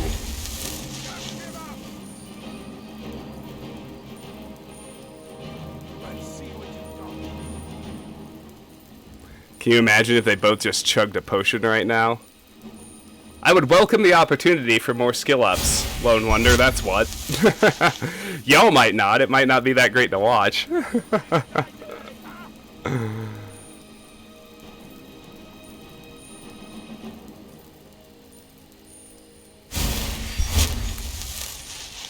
No, like, I could probably really boost my view counts and retention if I thought about, if I really thought about what's fun to watch, but I kind of like my shtick of just doing my ultra meticulous, ultra thorough thing, no matter how boring it is, and letting people see that.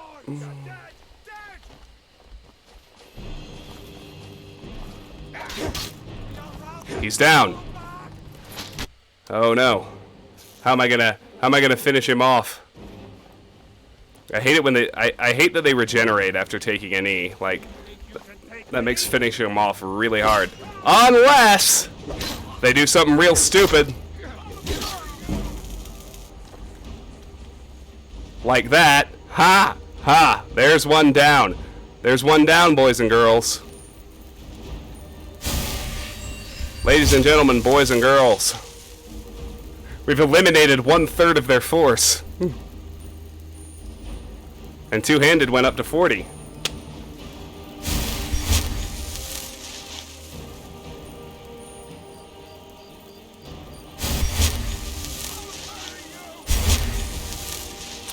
Well, see, Karis, I am going to make a lot of skills stronger, but I think that right there should be sufficient evidence that I am going to win the fight.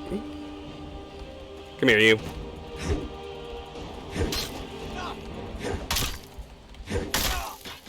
Ha ha! Get wrecked. Okay. This is exactly what I wanted. I wanted to pop down here and get all their stuff, because it's going to be a significant gear upgrade.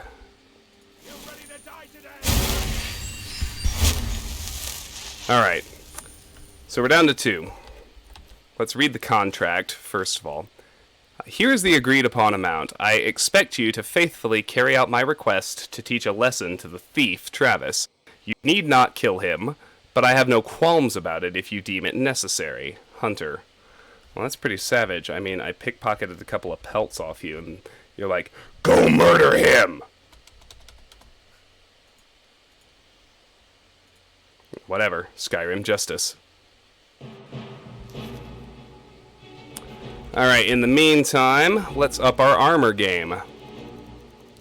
We've got a bunch of steel gear now. Steel armor, steel cuffed boots, steel Nordic gauntlets. Stick with the only thing I can't upgrade is my helmet situation. You know, that's okay.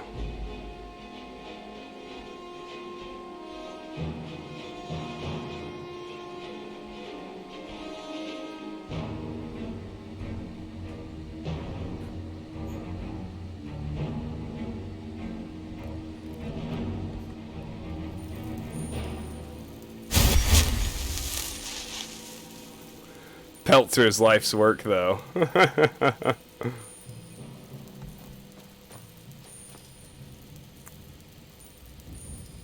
Sana, are you talking about the fact that Skyrim is literally almost 10 years old now? Because that's a true fact that always distresses me every time I hear it.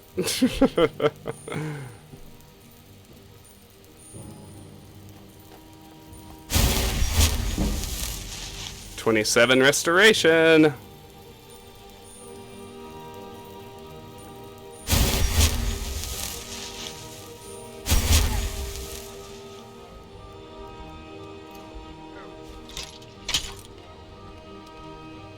All right, come here, you.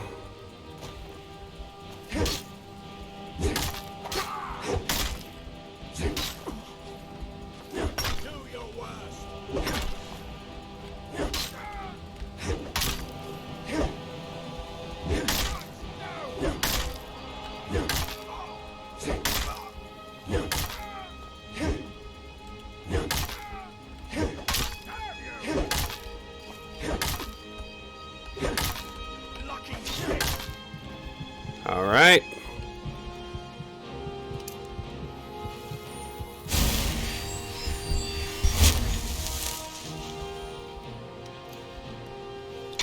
Let's finish him off. I think it's time. I think we can do it. Got him.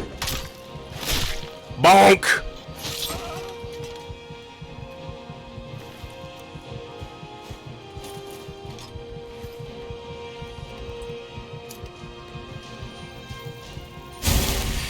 Alright, now that we're out of combat, our magicka will recharge much, much faster. And we can heal up. Actually, Kings, I'm starting off leveling up the skills I don't plan to spec into, just to grind them up and get the perk points and then forget about them the rest of the game. What I'm ultimately going to do, crafting skills are obvious, because you need all 3 in order to get gear that's good enough to actually roll through legendary difficulty. But I'm going to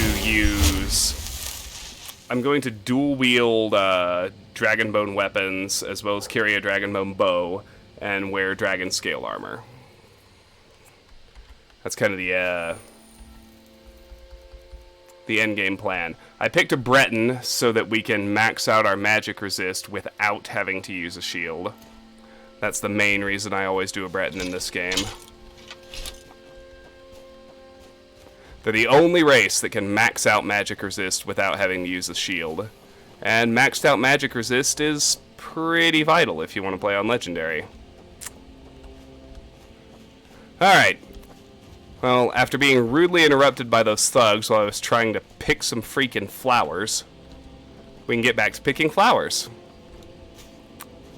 What we're actually doing is just exploring the rest of the road into Riverwood before we take a little detour to explore one more unmarked bandit camp, and then we'll actually jump into Riverwood. Our first town!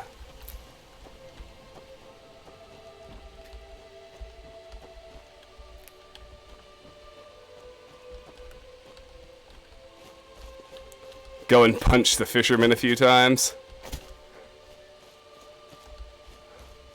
Oh man, at some point I really should do a Punch Cat playthrough at some point. I've never actually done it, and I've always wanted to. It seems like so much fun.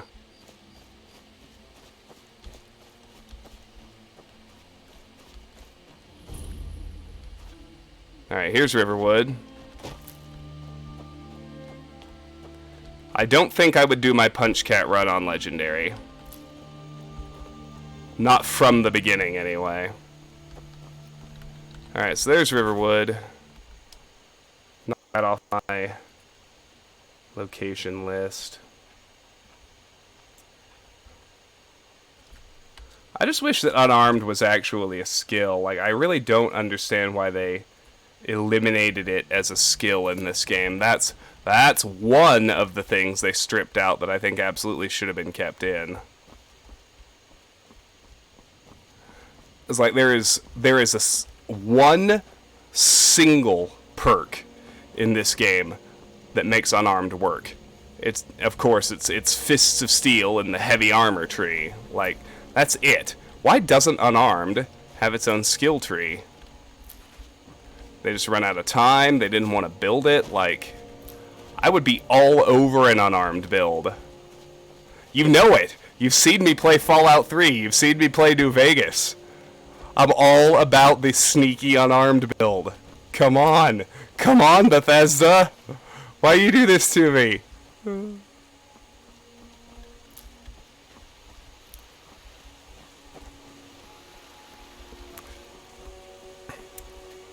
No, I don't have any mods on. I am playing the Vanilla Special Edition.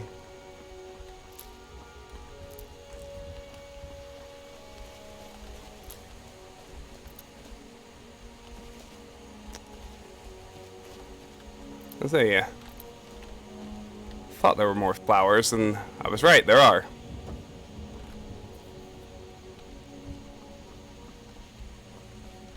Yeah, my Morrowind streams, I think I've almost been talked into using the Morrowind code patch. Just to fix how terribly broken Sneak is. It's like the main reason I want to use it.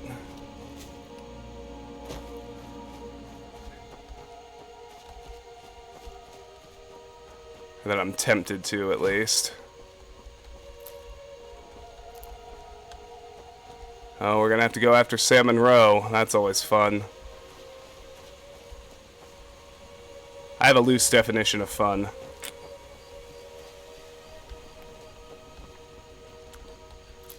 And my ethos is, call it extreme meticulous completionism.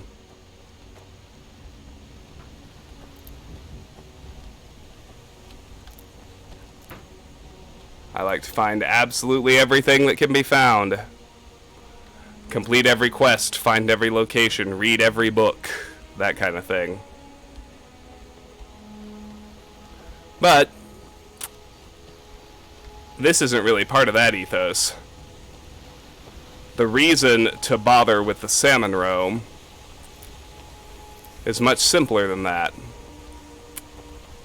If you're gonna raise alchemy, and I don't know why on earth you wouldn't. I mean, I do. If you're playing on lower difficulties, you don't need the best possible gear in the game.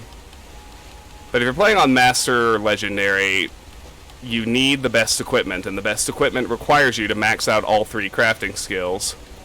And the thing about Salmon Row is it's a super duper awesome way to raise alchemy. At least in vanilla.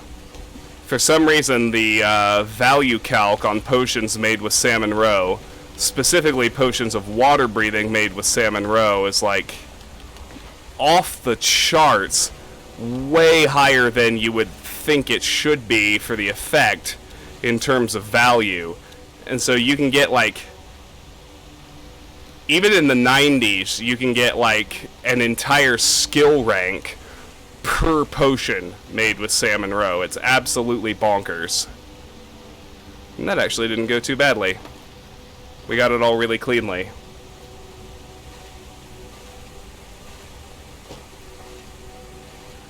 What would a Skyrim version of the Power Fist or Yao Guai gauntlets be? Oh, definitely something with bear claws, at least to start out with.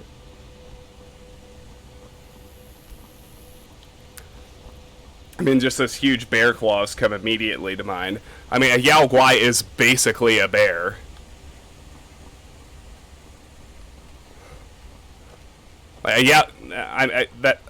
That's exactly what it is. A Yao Guai is essentially a mangy, irradiated bear. So you could just make a bear gauntlet in Skyrim. Hi, Hannah. I'm doing really well. How are you? It is lovely to see you again. Welcome back.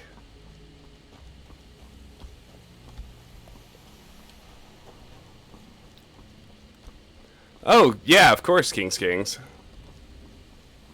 I mean, it's widely thought of as a glitch. I think that the unofficial Skyrim patch actually removes it and brings the value of a Salmon Row potion much more in line with other potions of water breathing. Oh, hi.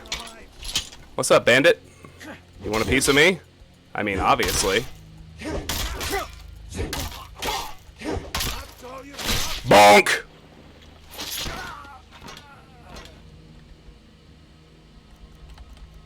But if you're playing vanilla, then yes. Potions of water breathing made with Salmon Row are insanely good. So Sovngarde. Yeah, I mean, if it's Victory or Sovngarde, it's Sovngarde for you. Ooh, a saber cat. What encounter am I seeing?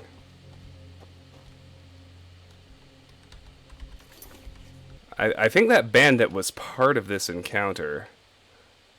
Let me see if I've got like bandits fighting saber cats or something like that.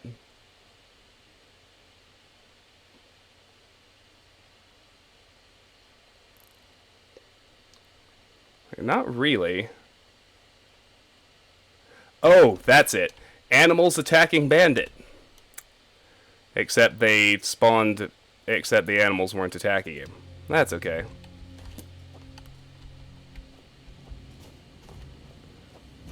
I would love to fight only one of you, if it's possible. I doubt it very much. Yeah, we're gonna need to find a better spot to post up and deal with these guys. For sure.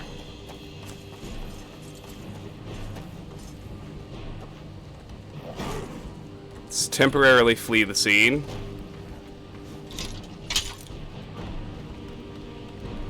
See what we can find.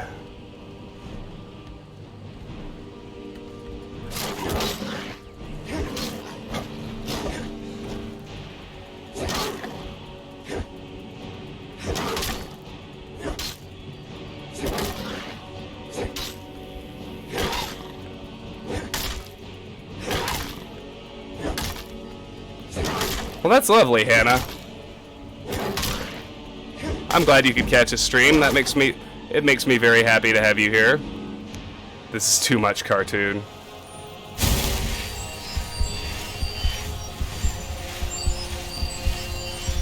Fighting till you realize there's no floor. Truly.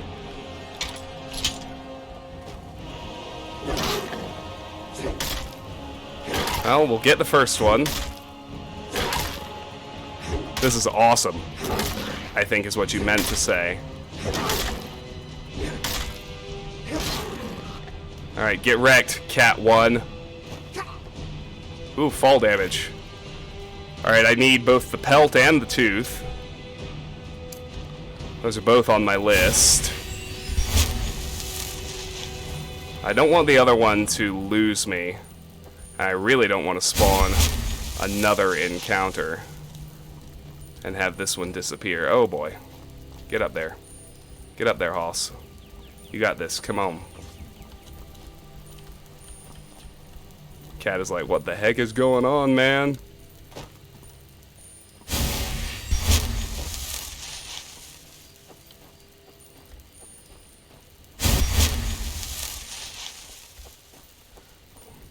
I don't think I'm going back the way I came.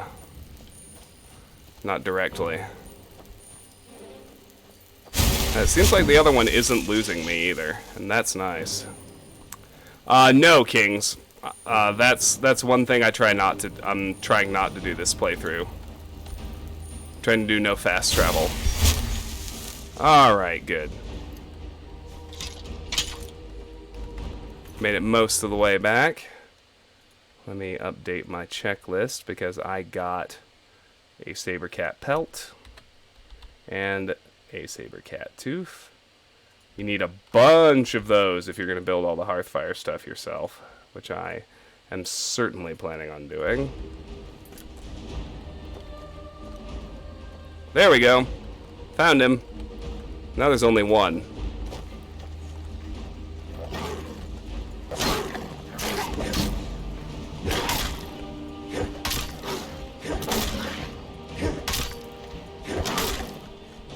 I don't mind essentially cartoon cheesing one of them. Try and fight the other one a little more fairly.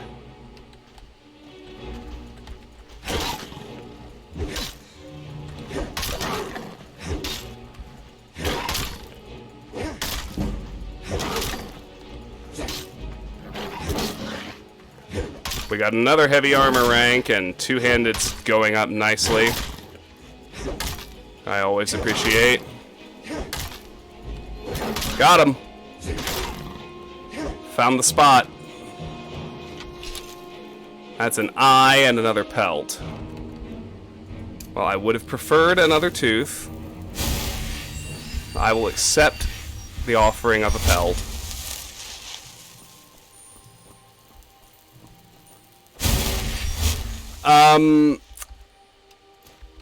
It's eventually worth it. I don't have enough I don't have any perks in two-handed, and I'm not really planning on ever having any perks in two-handed.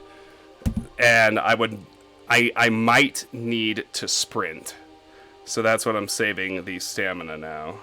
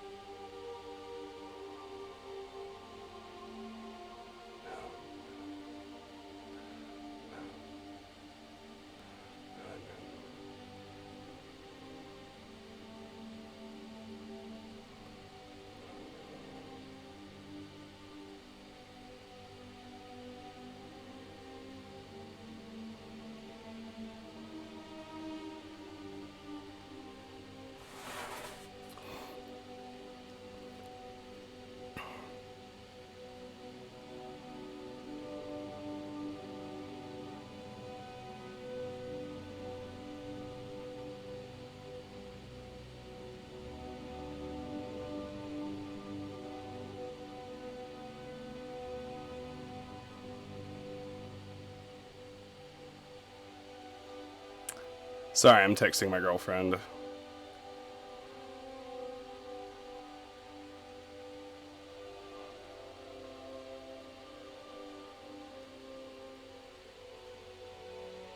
All right. Now, ready to actually forge ahead into new territory. Starting with a couple of snowberries, which I save 27 of at the outset. for Fortify Enchanting Potions. So that was 2. I need 16 more.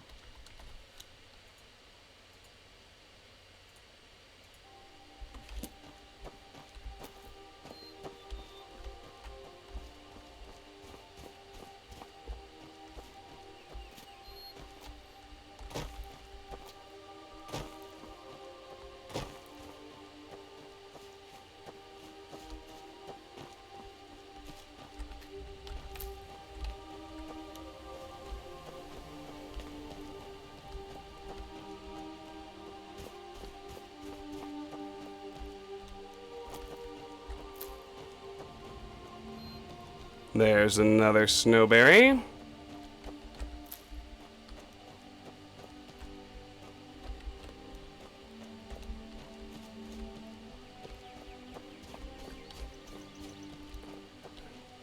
Two more.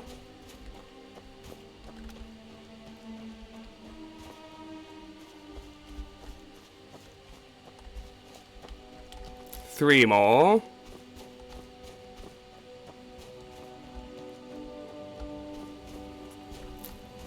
Four more.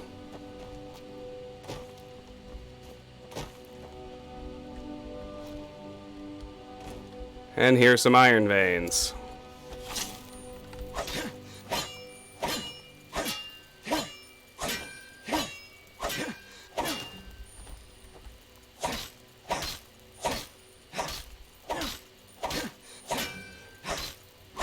Sometimes the sound doesn't propagate quite right. But we mined them both out. Let me check. I should be sitting on 15 snowberries now, if I've been counting correctly. Yay! Alright, I need 12 more. Then I can start actually using them in potions.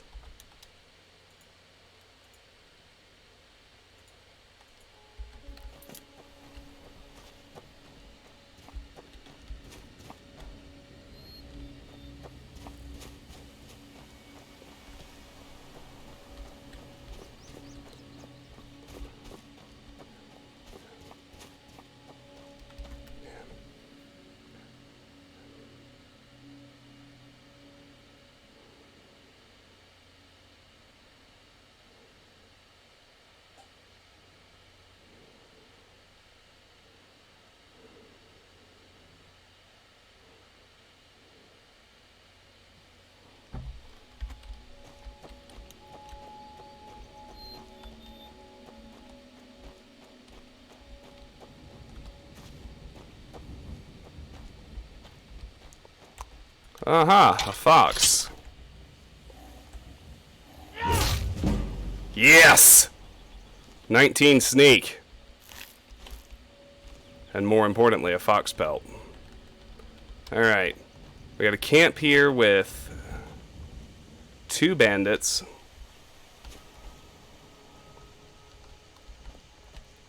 I would really love to fight them one at a time. I don't know if there's a good way to swing it, except to bait this guy way away from his archer buddy.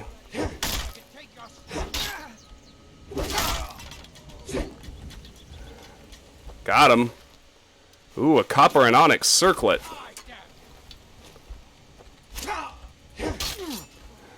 Then if I can get him to get out his dagger.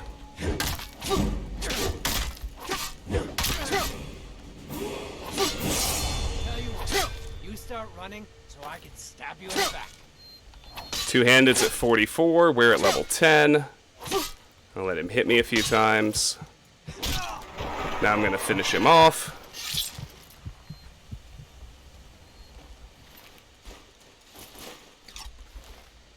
Loot him, heal up, and then we'll really heal up.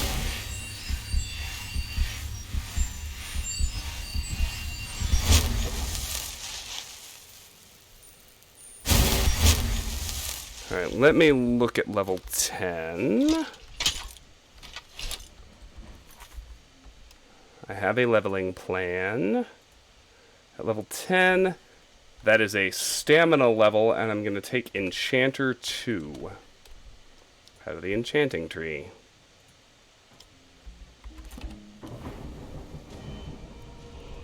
We have unlocked the achievement Adept. You can actually see it there. And here. Oh wow, this is working now. Okay. Adept. Reach level 10. 4 out of 75. So close. Dragon Soul. Absorb a Dragon Soul. Let me look at all my achievements. Yeah, okay, so not many so far. We have Unbound. Complete Unbound. Blessed. Select a Standing Stone Blessing.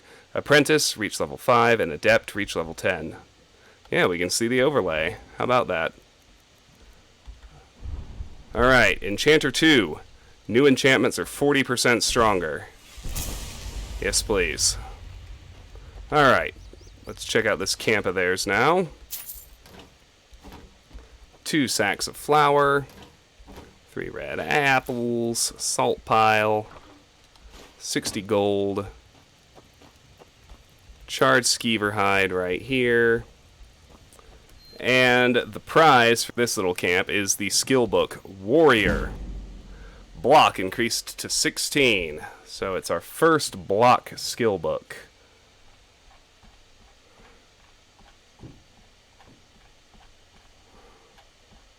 Consult my checklist right quick.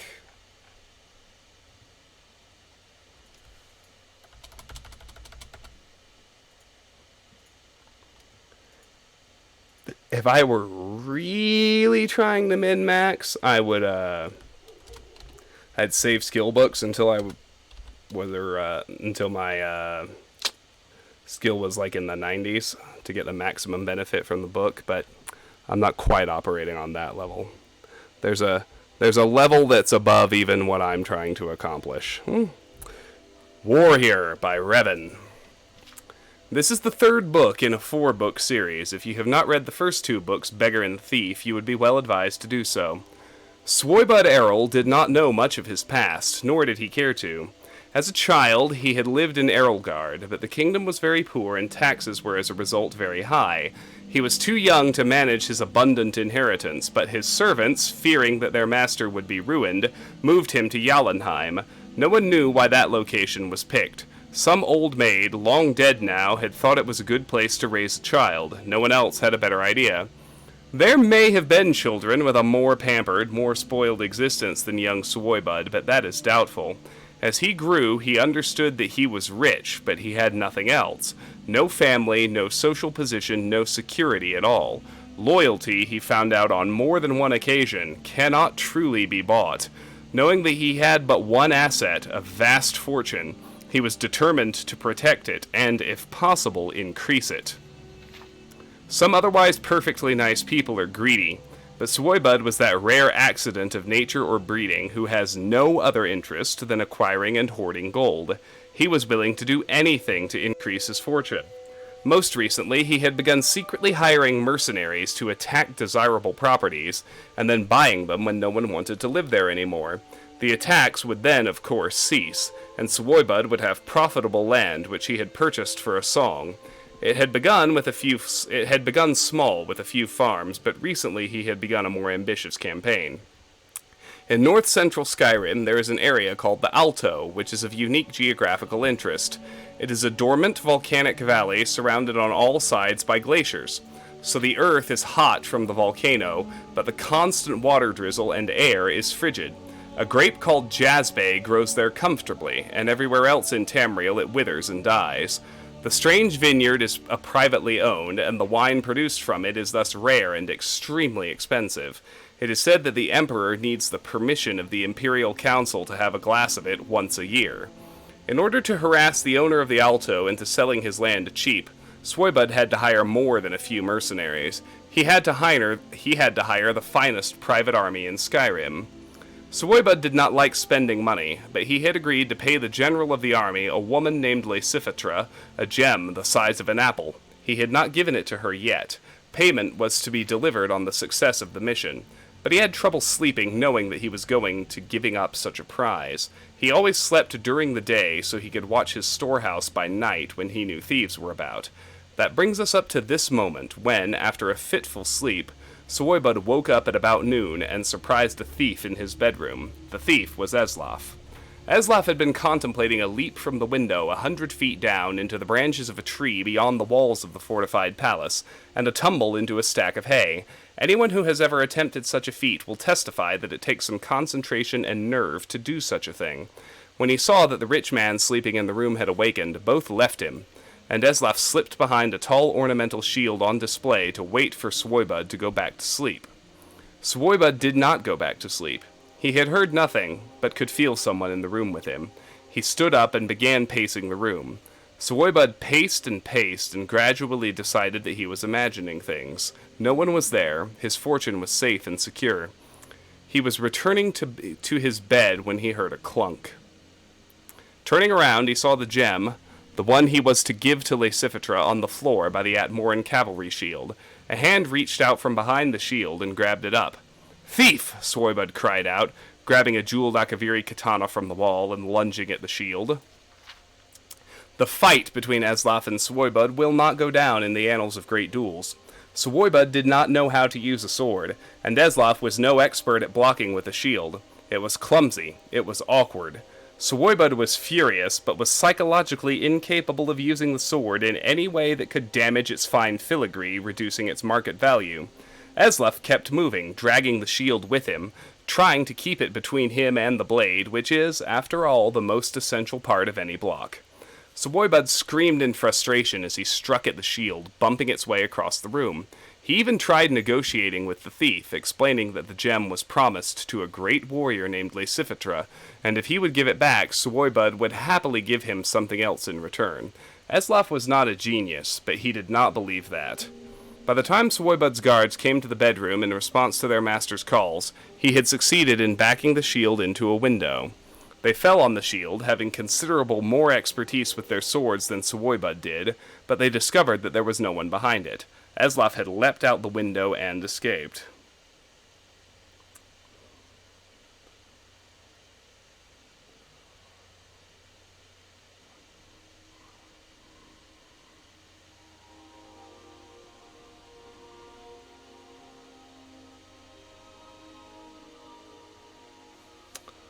As he ran heavily through the streets of Jotunheim, making jingling noises from the gold coins in his pockets, and feeling the huge gem chafe where he had hidden it, Eslaf did not know where he should go next. He knew only that he could never go back to that town, and he must avoid this warrior named Lacifitra who had claims on the jewel.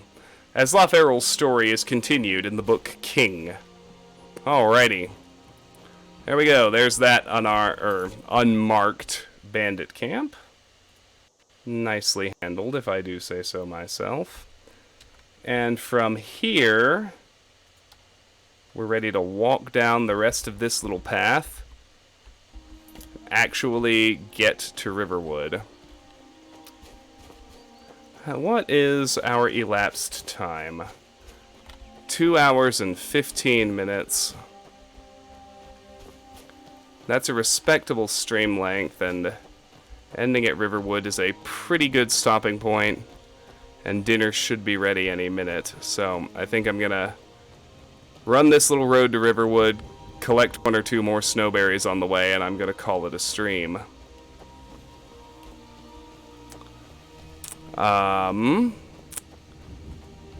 We'll probably raid over to Rory, who is playing Fallout 3. If you don't know Rory, he's essentially a better-looking Canadian version of me. We have extremely similar tastes in our games. We're both junkies for learning and breaking game mechanics. We like a lot of the same kinds of games. We like super thorough completionism and really understanding the games we're playing so we can explain them.